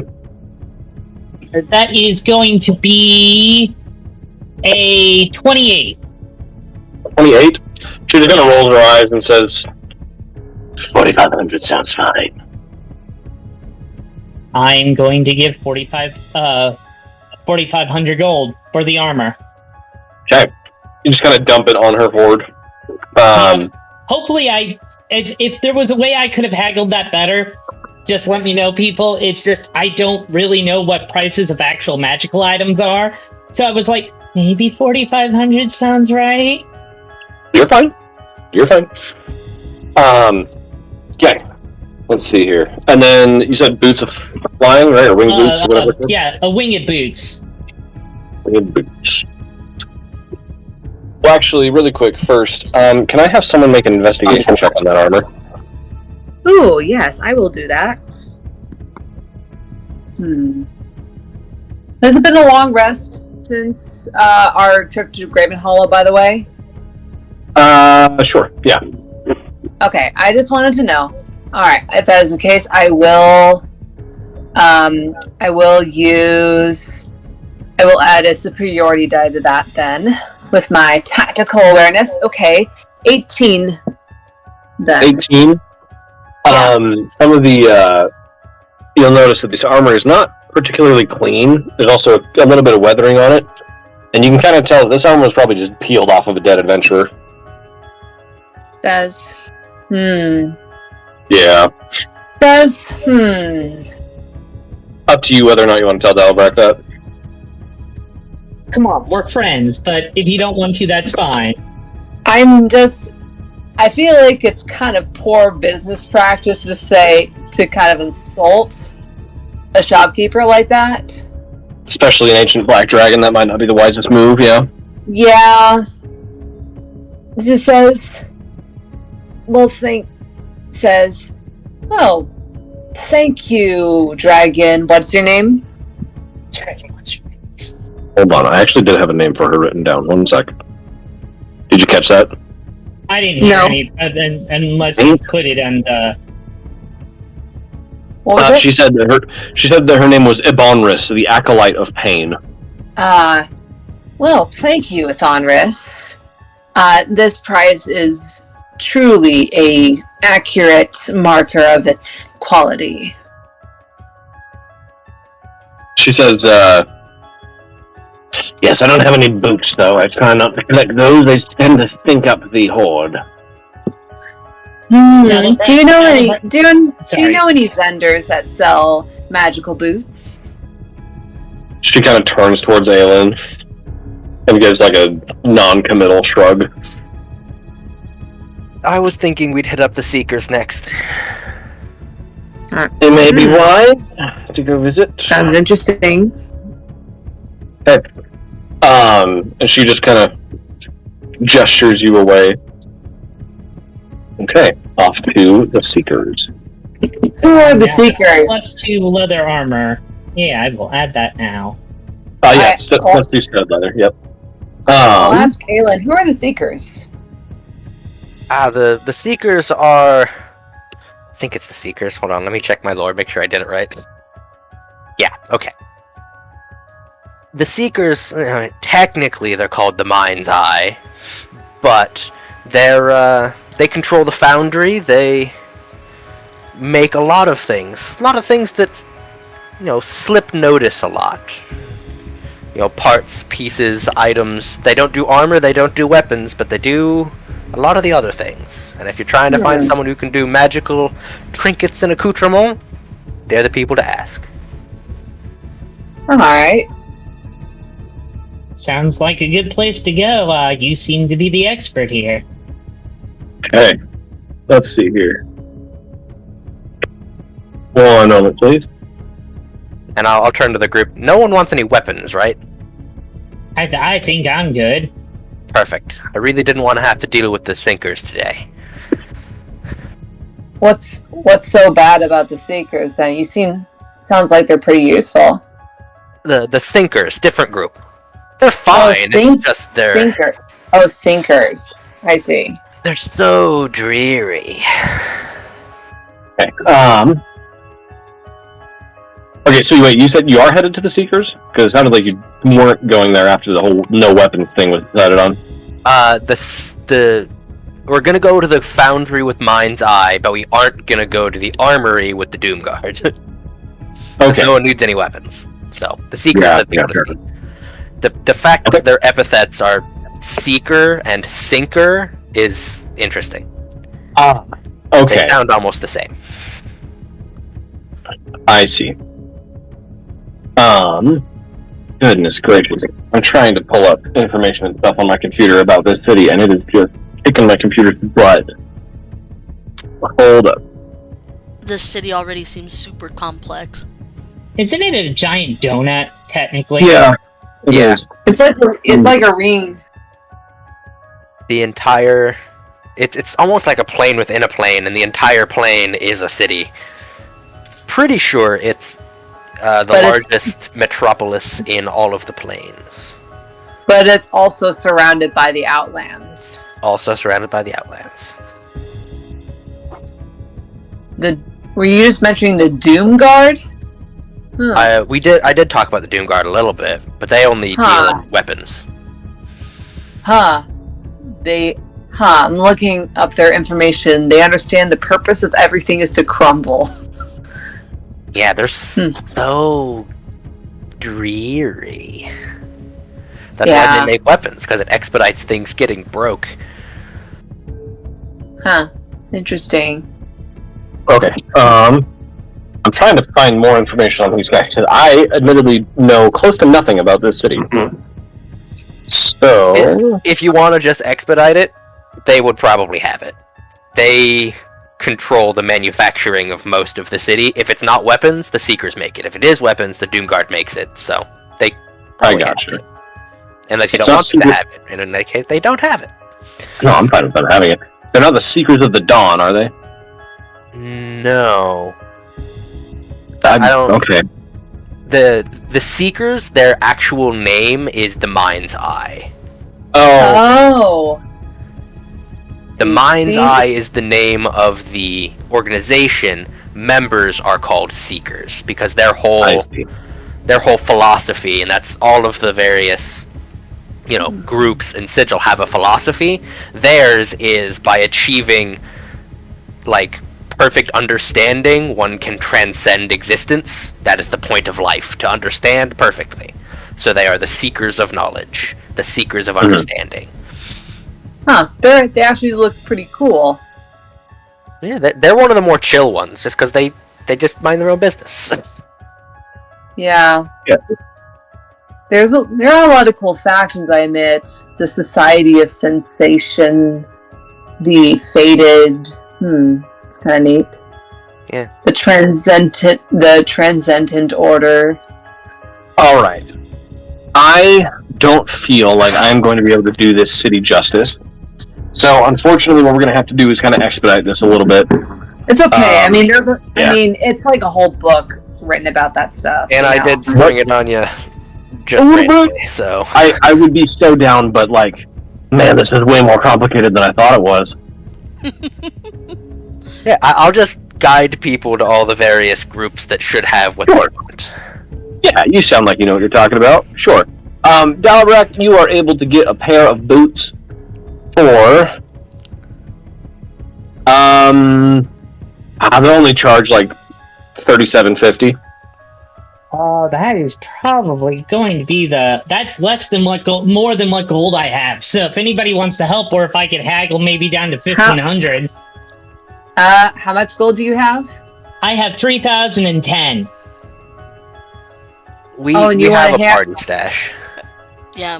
We do. How much left in the stash do we have? Unless anyone else has done any huge spending, I think we're down to 1,000.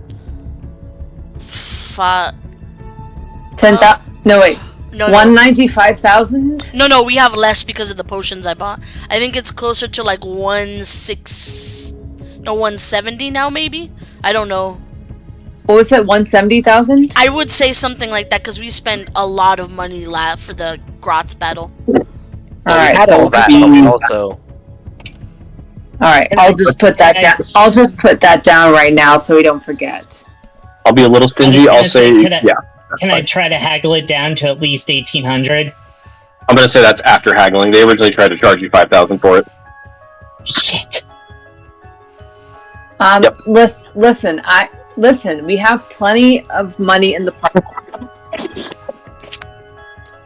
Dalibreck says, "Oh, that would be greatly appreciated, but I didn't really want to take since I'm the new person, but if you're offering, I won't say no."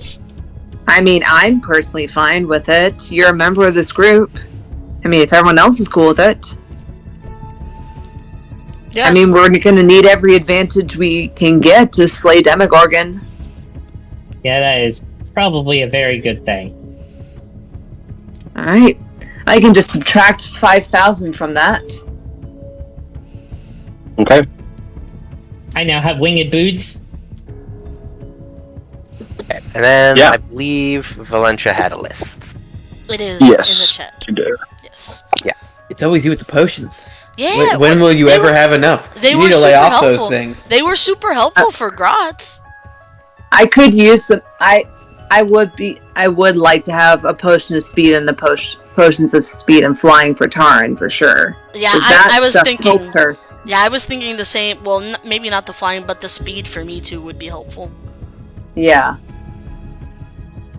Okay.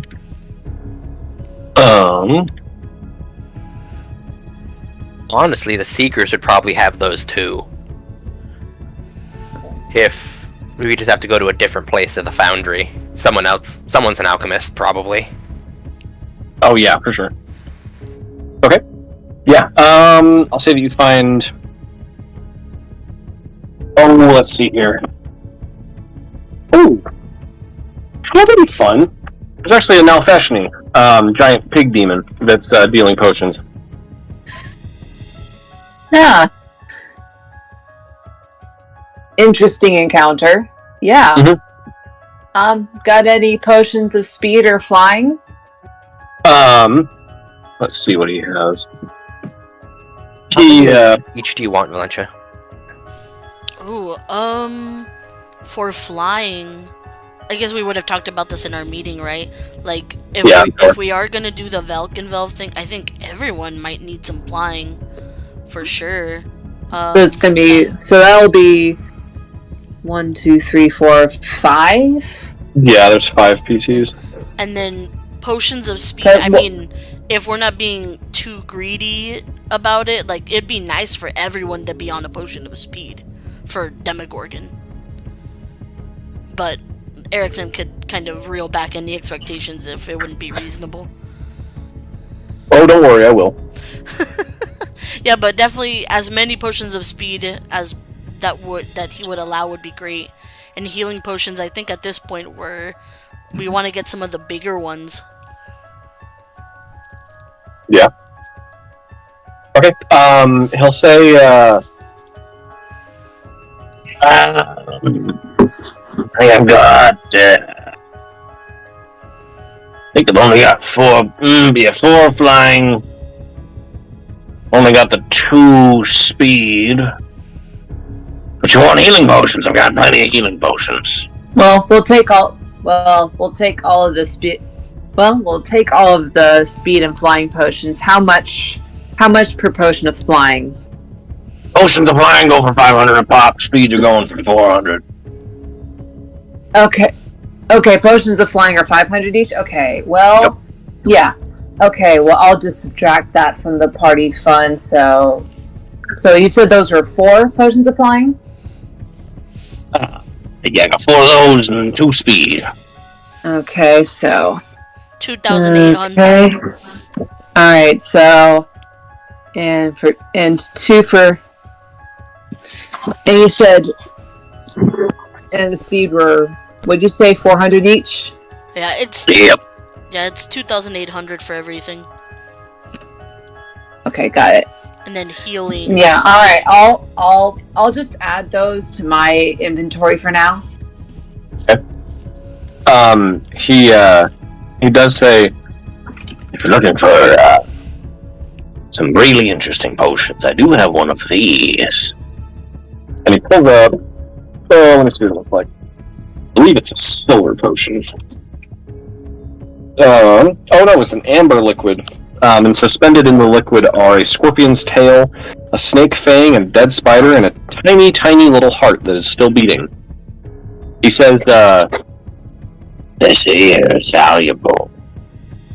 Lots of adventurers are looking for this kind of thing. What does it do? Makes you younger. Gives you a little more kick in your step.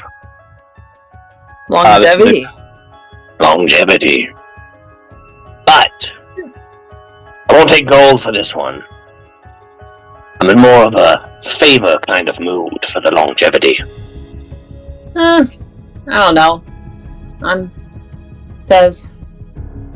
don't know. I don't really see the need to live longer than I will. Any of you folks want to?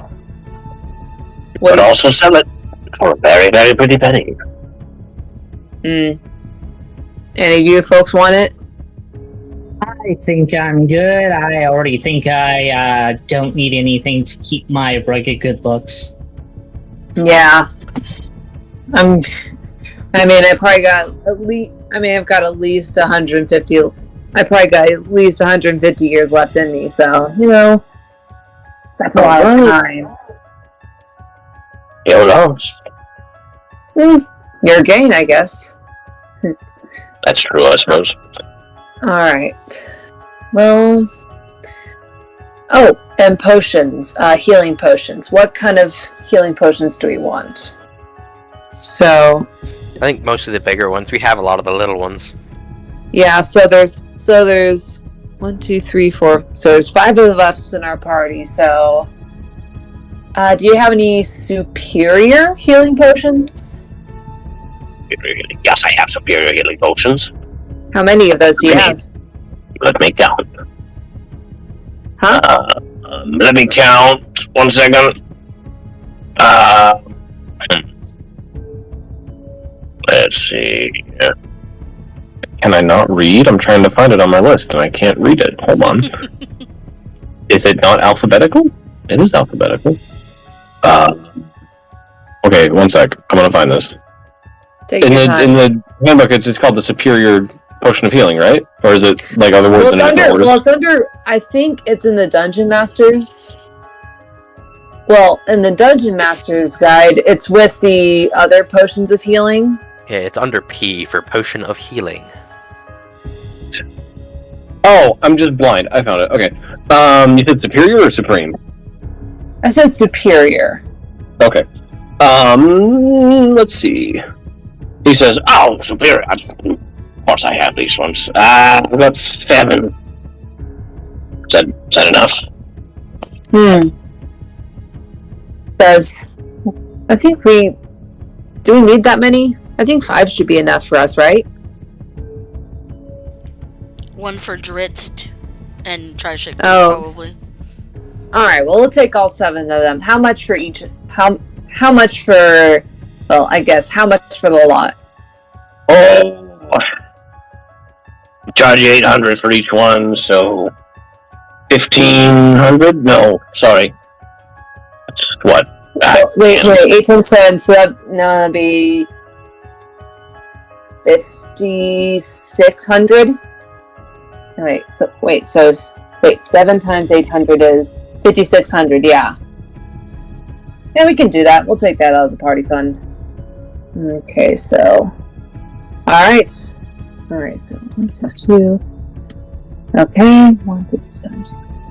Okay, I'll add those. Alright, I'll add those to my character sheets. No, I guess since you should get a superior healing potion to your inventory.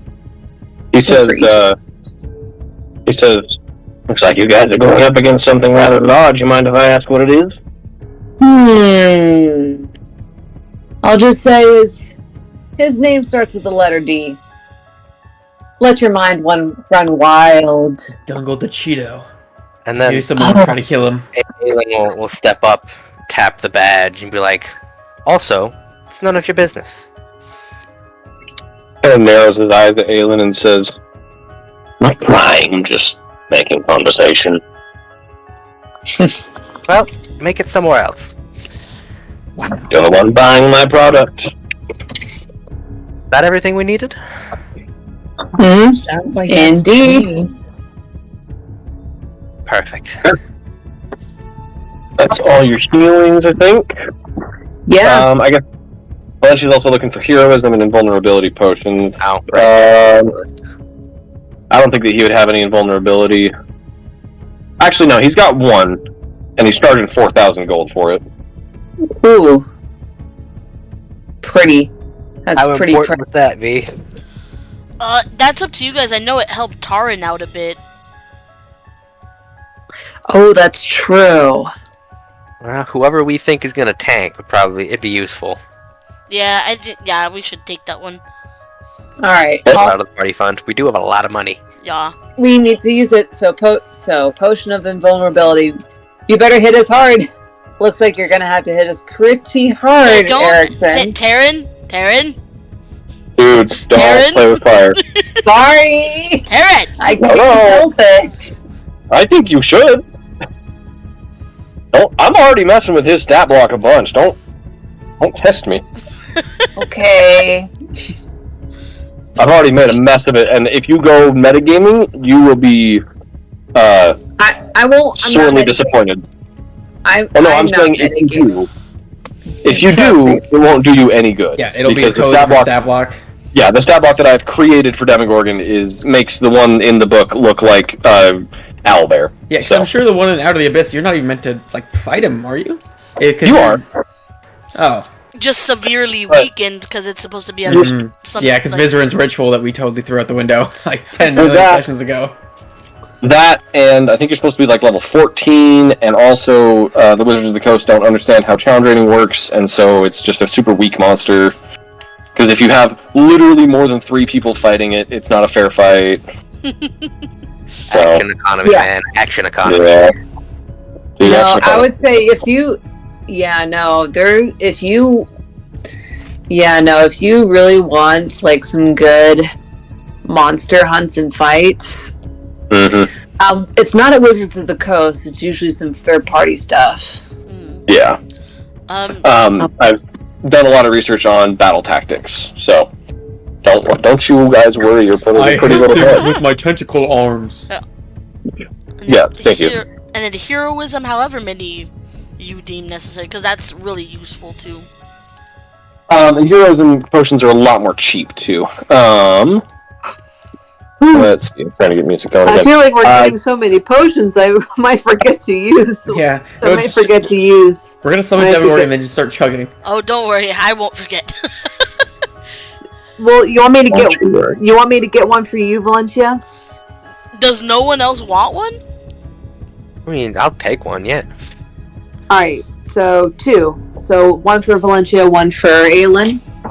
I'd say just buy one for everybody. They're cheap, might as well. It's like a bless for free. Yeah. Alright, okay. How much are they? Get 7. They're only $3.50. And how many does he have? I'm gonna say he has 6. 6. Alright, we'll get 6, so 6 times 350. So that's 2,100. Okay, we can take that out of the party fund. So, alright. Cool. So yeah, everyone gets a potion of heroism. Okay. Okay. Oh, here we go. Got some ambiance going in here. Okay. I think that's all the potions that you guys are looking for, correct? Oh. Shut up, Ryan Reynolds. Sorry. Okay. Sorry, an ad from the moment came up on the music that I was trying to pull. Alright. Anyway. Personal. What other items are you guys looking for? I think we're good. I'm good, personally. Okay. Yeah, I think I'm good. I'm just... If we're in the city, I'd like to go check in on my office, but I can do that alone. I mean, you can I'm with either way. Actually, I've got this great idea. So here's the thing. I have this also. I kind of just want to buy a little... How much does it say? I have this really cool magic item that I never use. I have the Amulet of the Drunkard. Okay. I need a pint... I would like to just buy a pint-sized flask for my belt. Okay, yeah, that's super easy. Okay, cool. Yeah, not even going to cost you more than, $5 gold. Yeah, no, and I'm just gonna pour some of the old Red Dragon Crush that I have into this flask. Okay. I got an extra healing potion now. That's true. Okay, I think I have. Wonderful. Right. All right, that's amazing. All right, cool. Well, I think we should just. I think we just gotta prepare and I don't know. check up on Valencia. Maybe get some rest. I don't know what Bad else. idea. Sorry, Dalrat, go ahead. Oh, he said probably a good idea. That's all I said. Oh, okay, gotcha. I know that Aelin wanted to go check in on his office. Oh, we could do that. Whether that's private or with other people, but I mean, you guys can just wait outside if you need to. Aelin isn't worried. Okay. It's just if you guys had something else you wanted to go do. It's a big city. Yeah. Okay. I mean, we could look around the city for weeks, at least. Longer than that. I've been here for a very long time. Yeah. So. Okay. So I'm just gonna head by my office, grab a squeaker, let them know I'm coming. A squeaker? Yeah, Aelin will sort of lean into an alcove, snap a little bit, grab a mouse, and go like, "Hey, let Sam know I'm coming by. Talk a little business," and then let the mouse go. Shock to it like a cell phone. And it just runs off. Yeah. Floating down the street behind you guys is a spectator, a green, spiky, scaled beholder type creature. It's on the smaller side, but it's only got 3 tentacles, and it's just like waving its tentacles around in like almost like magical sigils, and it's just kind of moaning. The end of times is coming to us. The chained one will free us. The end is coming. Okay. Interesting. And you guys head towards. I guess I will also ask: do you guys interact with this spectator at all, or? Aelin ignores him. Yeah, I don't care. Okay. Sounds good. Good talk, folks. Okay. Yeah, you guys continue on towards Aelin's office. Okay. Just another Let's crazy doomsayer. That's exactly what it is. Okay. Upon heading and entering Aelin's office, it's a quaint little setup that Aelin has got. And seated behind a rather large stack of paperwork and bookkeeping supplies is what you think is a dwarf at first, but you realize that his entire head is framed in blazing fire, and his skin is made of brass. And as you guys enter the door, this Azer hops off his chair and kind of waddles over to you guys and says, That's right, I'm glad to see you back so soon. We sent a few requests. Can we just push these to the side, or I can outsource them? Welcome back. Thank you. I was just figured I was in the city. Might as well check up. Have we nothing new's come across the board, and anything for the usual contacts for demonic extermination? Other than them, we've had some new job requests and just some possible commissions come across. Our eyesight here, but demonic. Actually, hold on a second. and he goes back to his desk and starts shuffling through some papers there, and comes back with like a kind of like crudely stapled together file folder. And he says, yeah, I actually did hear back from someone. There's a guy clear down in Schultz who kind of specializes in demons. But he's been in Schultz, but then he moved over to I freaking remember where it is. Somewhere on the Sword Coast. Sorry, I'm digging the Assassin's Creed Black Flag music, sorry. Oh, you're good.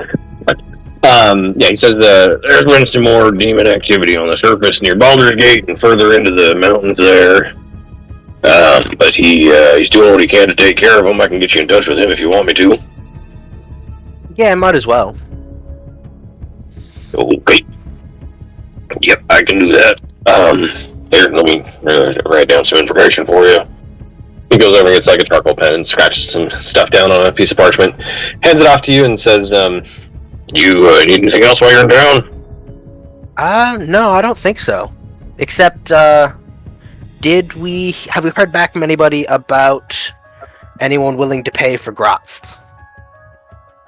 Oh, no. I didn't expect anyone to get back so soon. Only been like, what, 4 hours? Something like that. I don't know. Yeah, sure. No response yet from anyone yet. Yeah, makes sense. Indeed. Okay, well, I'm gonna go back to what I was doing here, but doors are always open. Thank you. Have a good day. Okay. And you guys head out.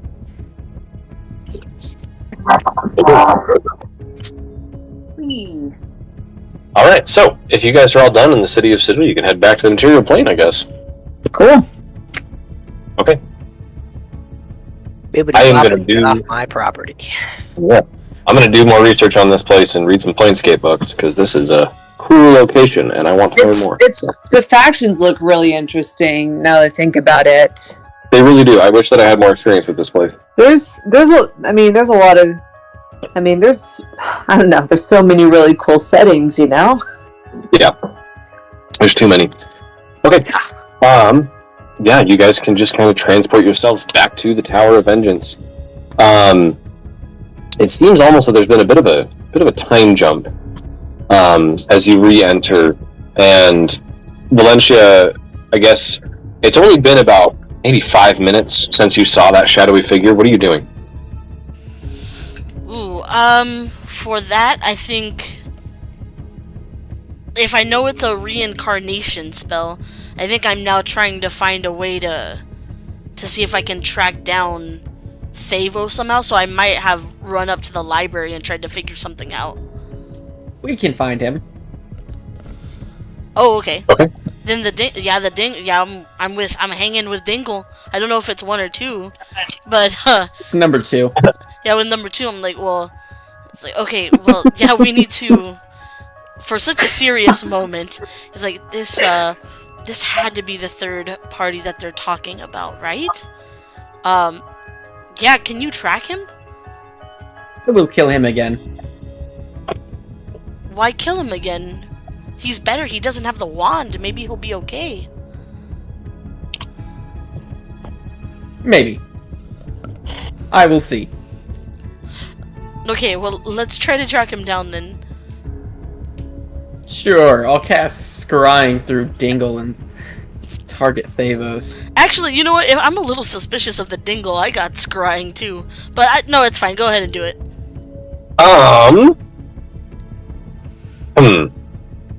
You'll have to give me a moment. Because Thavos is not who Thavos was, so I need to... That's fair. High level D&D. So fun to DM.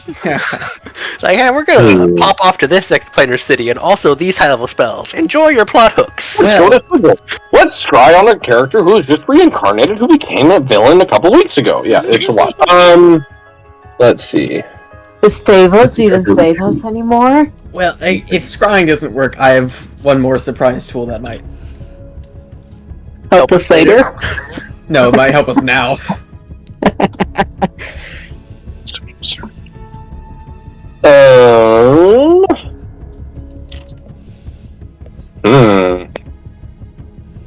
Well, I don't think... Let me ask this. Dingle, I guess. Dingle 2, you said? Yeah. When you cast Scrying, are you focusing on the essence of Thavos or the mental image of Thavos, who you have only seen once? Dingle number 2 is going to focus on the energy that he just identified. Interesting. Okay. Thavos, go ahead and make a wisdom saving throw. Using, just for sake of brevity and ease, go ahead and use your same stat, because we haven't had a chance to adjust them yet. Correct. Let me. Yeah, I've been. Yeah, give me 1 second. Have you been messing with your character sheet? I switched the species just to regular old 2014 version human. Okay. If that is okay. Yes, sir. I can roll it off of that. Yeah, that's fine. That works great. Let me just pull up. I need that. Okay. And you said a wisdom save? Yeah, and I'm gonna go. Give a +3 to it. Juggle, what's your DC? 18. Dang it. Fail. Just barely, dude. That's a 17. Golly. It would have been okay, but changing races did actually affect some of those. Yeah, I know. Bumped your wisdom down a little bit. It bumped my wisdom up a little bit, it bumped my charisma down. Really? Interesting. Okay. Well, Dingle. I thought it was Dungle the Cheeto. What the heck? No, that's Driddle's alter alias. Yeah, that's the the Dingle one. You're right. Simulacrums. That's the I'm one, so the sorry. only. How dare I? There's only I'm 10 so nicknames you sorry. gotta keep track of. Great, fantastic, and they're all going to be like one letter apart. Cool. Okay. Dingle 2, who I might just start calling Chris. Let's see. Dingle 2, you focused on that energy, the very essence of Thavos that I believe it was you that helped destroy. And you feel your consciousness just kind of yanked across the plains. Not the plains, the plane, singular. Just kind of thrust across, not sure where you are, but in a very thick. Oh, did you? And oh, what? Oh, did you stop talking because there was like a big blank spot? You stopped at very thick. Oh, man, it's getting more sensitive. He said. Yeah, no. It's a very thick, like pine or spruce forest, perhaps covered in snow. It's very cold, and you see a man sitting in the snow. There's no footprints leading up to him or away from him. Just sitting in the snow, in the nude. It's got long, kind of greasy black hair, fairly pale skin, and looks like a human version of Thavos. His black eyes with the single white pricks of light that were there are now like a deep dark green. The tattoo on the side of his head is gone, and he looks more confused than anything. Interesting. I will ask Thavos, what are you doing?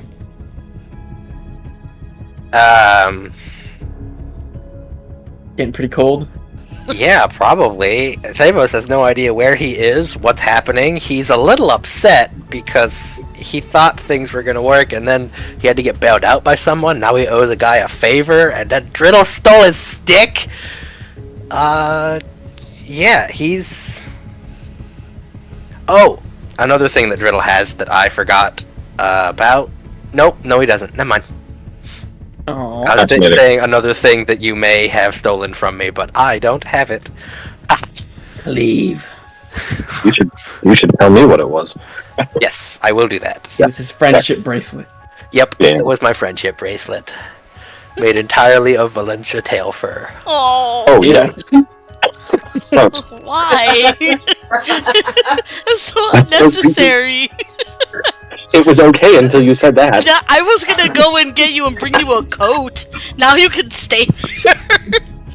It was. Why don't you no, make I a think coat out of it your was tail highly fur? necessary.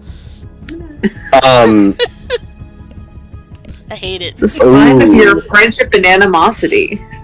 Yes. It's less a friendship bracelet, more of a rival bracelet, an enemy bracelet? I don't know. But I think he's just taken a moment to sit in the cold, in the snow, figure out how the brain of a human works, and also be very upset. Yeah. I think that he would wander a little bit, find some shelter that's not as frigid and wet, and sit and just kind of like.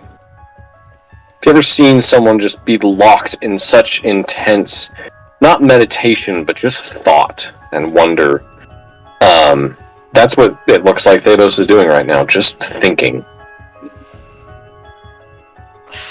And after about 10 minutes, I guess you would have seen him wander and find a spot and sit down and stuff. But yeah, after 10 minutes, the vision ends. And you know that he is somewhere on the surface. How many teleports does this dingle have? 0. Great. And also, I don't know if you can see the scrying. But you can, and that would be the important one. Oh yeah, sorry, does Dingle tell me? That's a good point. As we knew him, Blackmane is dead. Interesting. Can I roll an insight check on this Dingle? Absolutely. Yeah, because I don't. Sure. Yeah, because I don't know. Like, I know what I saw, so something's weird. Mm-hmm. 17. Man. Versus 21 from the Dingster.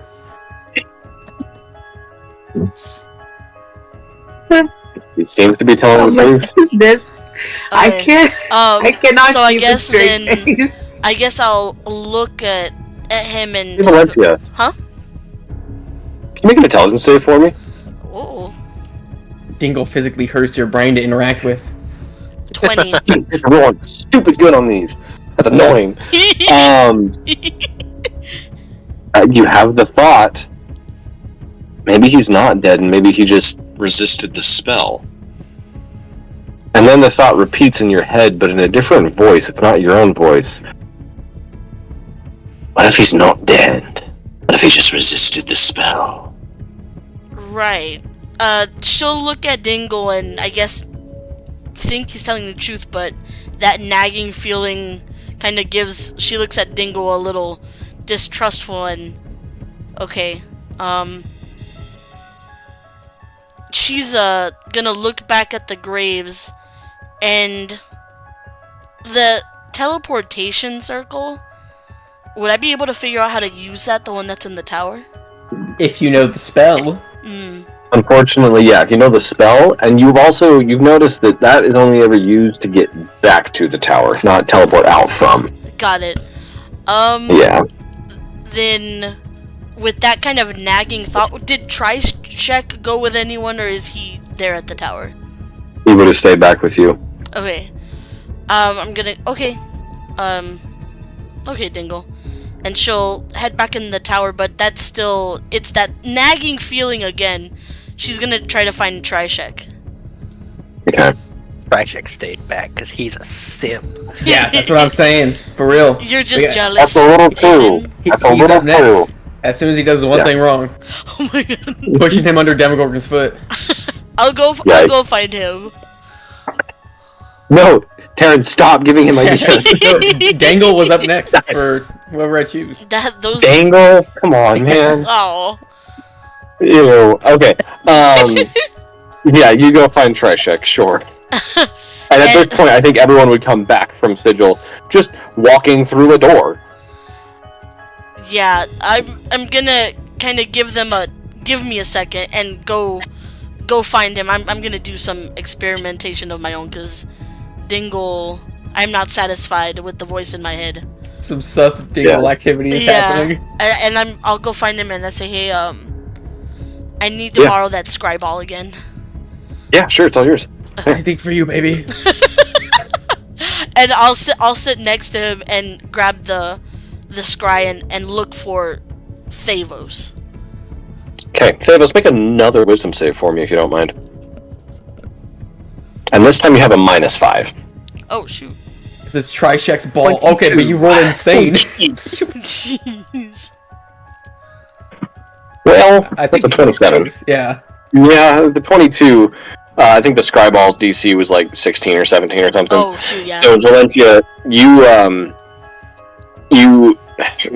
hold on to this orb and you start pondering the orb, and you feel your consciousness try and reach out and hold on to something vaguely Thavos, scented.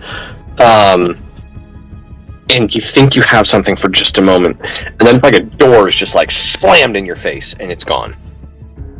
And again, that voice, just right at the back of your spine, just says, "Told you so." I do not like this dude. And she'll just kind of sit there and then just blink coming back into the consciousness. Says, something's wrong. I was down by the graves and a shadow took over. And I know a reincarnation spell was put on Davos's grave. And I think a dingle just lied, and I think one of the dingles just lied to me. Lied to you about what? Well, I think it's just for a moment there. I think Davos is somewhere. But yeah, he was reincarnated, right?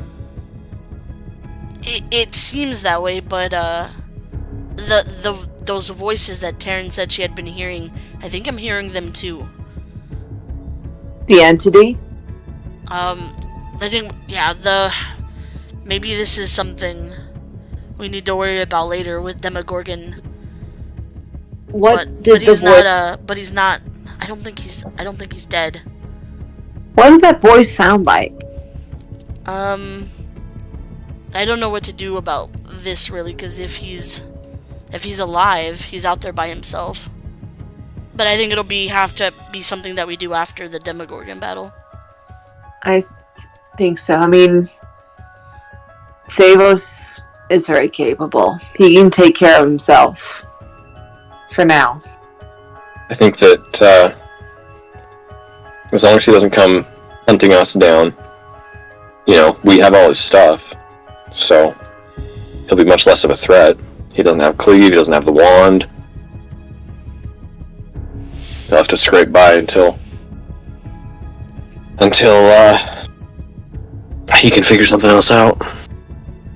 Well, I mean, there's no point in lingering on this as when we have something this big coming up, and she'll just kind of think about things a little bit, maybe that little stirring of hope again. Maybe it isn't too late for him. There is that string of hope, but there's also just a little bit of dread of, you were almost free of him. You were almost finished with it all. He was almost gone. Why is he back? We'll take this one step at a time. And finally put the Prince of Demons in the ground. I have more fireballs if he comes back. Oh, but that's a good question. To be reincarnated, don't you have to have a soul? And she'll look at Trishek. I mean, he's got one. That just would have been lost if he wasn't pulled back. And not lost as in gone forever, but lost as in without home. He wouldn't have a place in the afterlife. He would just be wandering forever. I'm just kind of wondering who would be powerful enough to do that under the nose of the Raven Queen, given the situation. I mean, theoretically, the Raven Queen herself. If you'd asked me 6 months ago, I would have said Orcus. I don't know. But it's got to be someone with that entity, power. But this is an entity that has its records struck from a Graven Hollow, knowledge of it wiped from the archivists.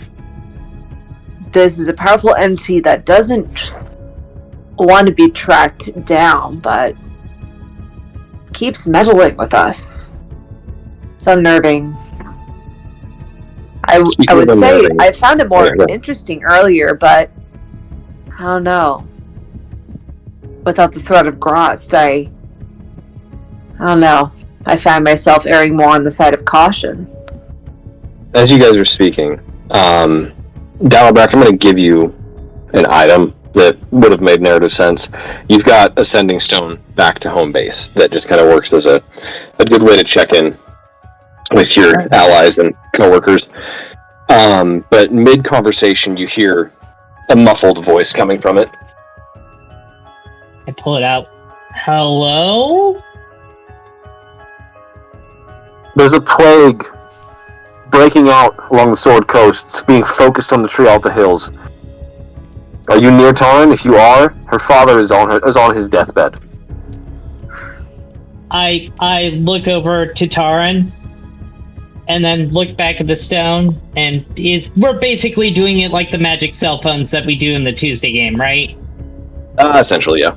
Right. She's right here with me if you want to speak with her. And I extend the stone to Taran. Oh wait, no. Do we use it as just like one message per day? No. Folks?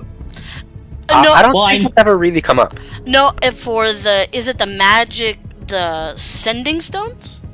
Yeah. I think when I was using it with Vale, I think we were using it kind of like a walkie-talkie. It was like a Okay, speakerphone? Yeah, kind of like that. Okay. Yeah, that it was out loud. I can remember if I put a limit on it, so... Okay, No, yeah, it's a voice... We limited the sending spell, but I don't think we did the sending stone. Gotcha, okay.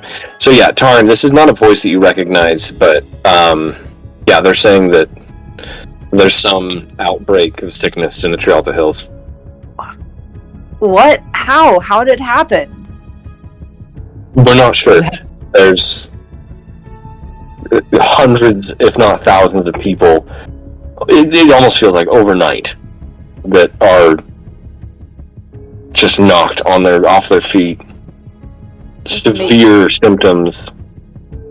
This doesn't make sense.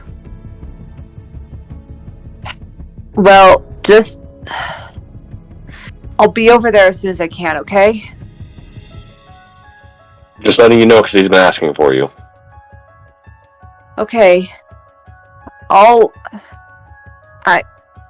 Is he right there?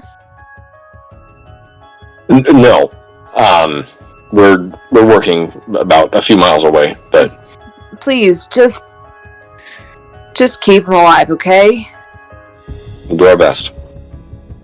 You kind of sense the connection end. Shit. Oh, there's an outbreak in the Trialta Hills. I don't know how it happened. We saved our Marcos, we killed Zuctamoy and Jubilex, and how'd this happen? My dad's dying. I gotta go over there, I gotta do something. Driddle, can you get us there? Maybe I can try and figure out the source of whatever it might be. At the very least, heal Taran's parents. Riddle is currently at Grapple Stew. That's true. Doodle's not there, but Dungle is. Dungle. Is teleportation a ritual one that he can help us with? It is not. I will need 4 hours to recharge. I have also never been to the Trialta Hills. Okay. Taryn, you describe it for him after he rests, and we're going to try our best to get there. Thanks. I mean, even if it just gets me over there. But yeah, I'll describe it to him. It's an area of huge rolling green fields, miles and acres of farmland, little houses kind of built into the hills. Basically, it looks like the Shire. I mean, lots of mostly halflings and some gnomes. Very peaceful life over there. But yeah, but Tarn will do her best to give an accurate description to Driddle. Or Dingle. Or Dungle. Or Dangle. Dingle too. Whatever his face is. Chris. I think that Dritz would kind of pull Valencia to the side and say, can we afford the time to go have everyone solve this? I don't know how long this will take. No, but Dritz, it's her family. I know, and I'm not saying don't send someone. I'm just saying I don't know if we can afford to send everyone. Well, okay, Taryn will for sure want to go. Right, yeah. That's fine. I don't want to stall the Demogorgon thing any longer. No, I understand what you mean. We can see what we have in the bag, and at least she can go with some healing of some kind and see what can be done. Alright. I have an idea as well. Dalibrak then looks at the rest of the group and says, well, I have some associates that were waiting for me outside of this that could probably also head that way too if Taryn, you would need some help and whatnot, depending on what's going on. I know my friends would be willing to help. I'll take the help I can get. I mean, Demogorgon needs to be dealt with. But I gotta do something. I gotta help my family. I gotta help my people. It's my home. Dalibrak nods and then says, well, if I get a chance, since I'm guessing the Sending Stone is one of the associates who was in the city outside that I came with, correct? Correct, yeah. No, not in Mantle Dareth. The associate probably would have been one of my colleagues. Yeah. Okay. I am going to whip out a name in class and everything right now. I'll tell you a little bit more later, just because Perfect. I didn't think it would come up, so... Yeah, no, he looks at Taryn and says, my partner in business, his name is Riakin Rendalis. He's very, very knowledgeable elf. He is a lead singer, and he also does have some scrolls, so I'm betting he could probably get himself there and meet you there. And he might be able to help any way he can. Yeah, I mean, I'll do what I can. I mean, shoot, I hope. Do any of your friends have healers? I'm not. I can do first aid, but I'm not. I don't have healing magic. I know some first aid, but I'll give you one. I have an elixir of health, Taryn, and I'll pass over that to you. And so you take care of your family, and as soon as we finish with Demogorgon, I'm heading over, and I'll see what I can. Well, and here, take these. Here, take the 4 potions of flying and the 2 potions of speed. Okay. They'll need it more than I do.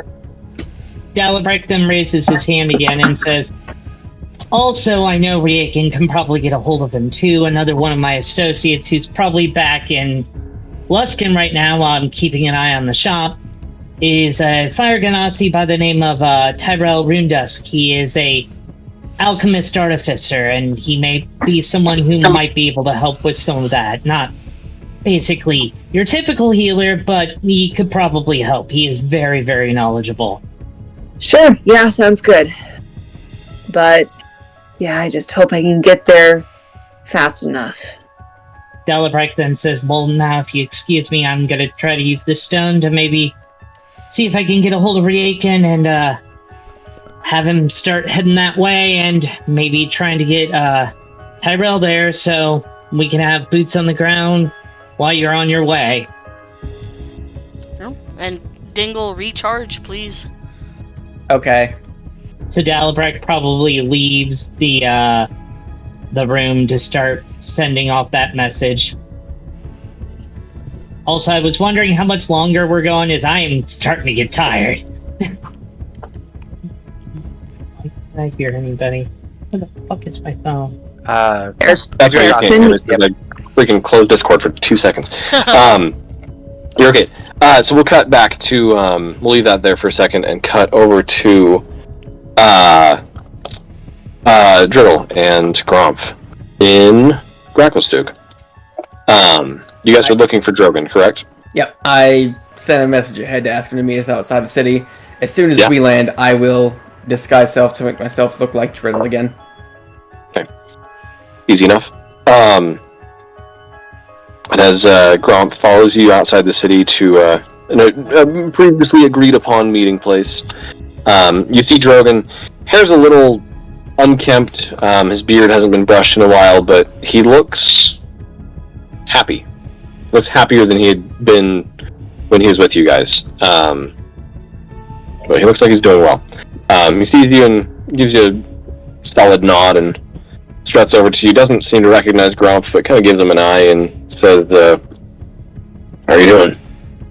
I'm doing alright. How are you, friend? You look pretty high in spirits.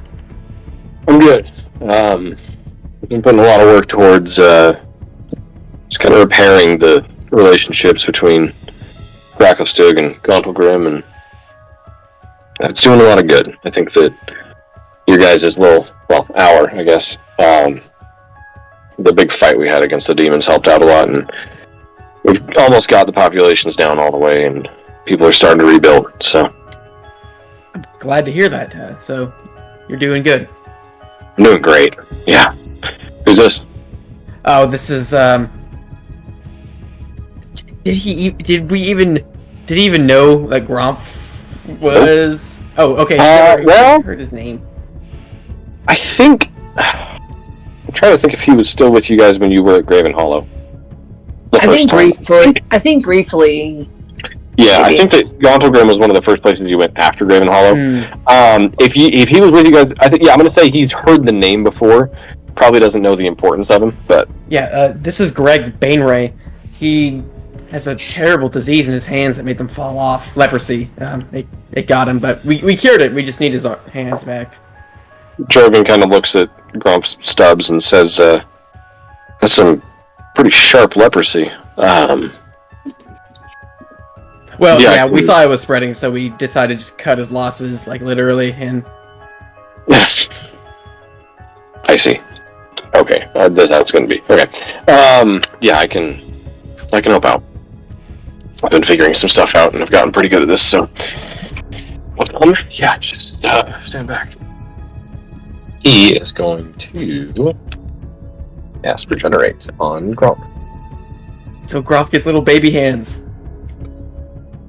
I'm trying to think of a non-Deadpool way to do this.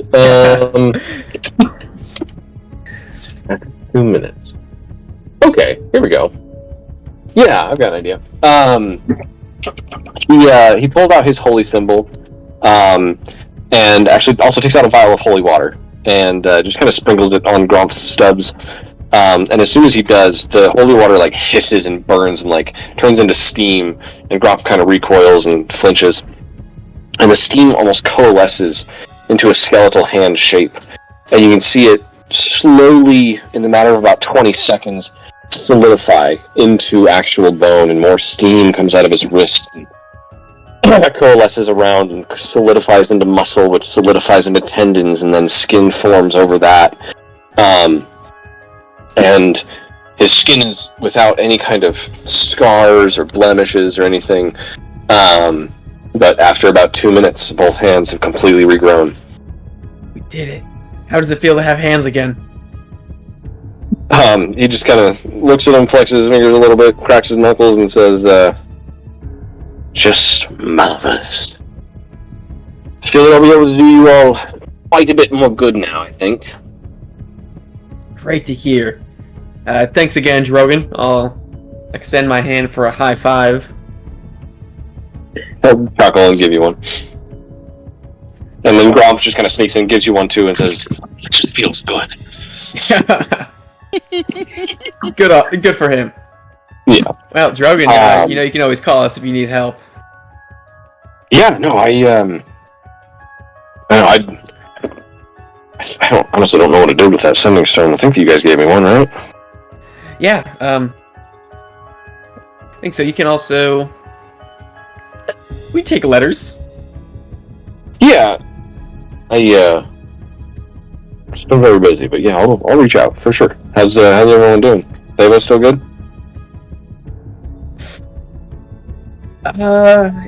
Recently it seems like he's seeing things in a whole new set of eyes, like a fresh pair.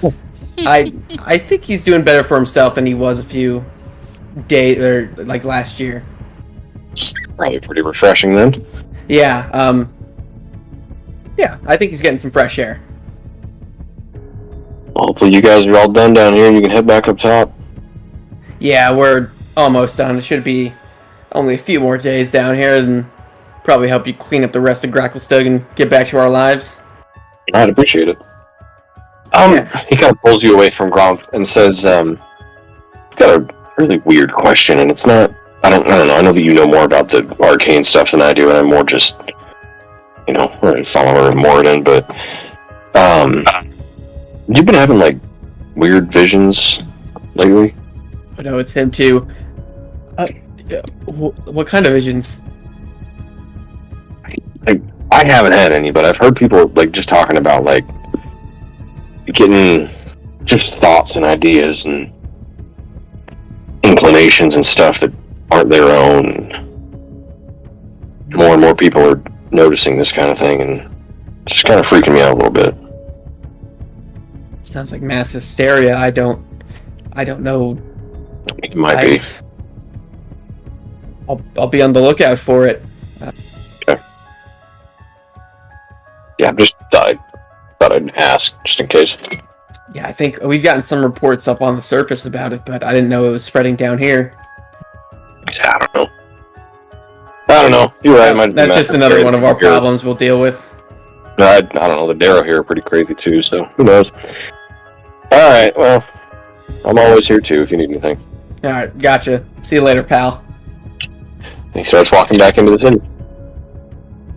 Alright, Gromf. Now you can help us out. Yes, that I can. Okay. Now, as you might teleport back to... Are you just going straight back to the tower? Yeah. Maybe his first act of service will be getting us back home, because I'm out of teleports. He nods and says, mind if I take a look in your spell book? Oh, sure, you can have yours back. I'll toss them. That's tremendous, thank you.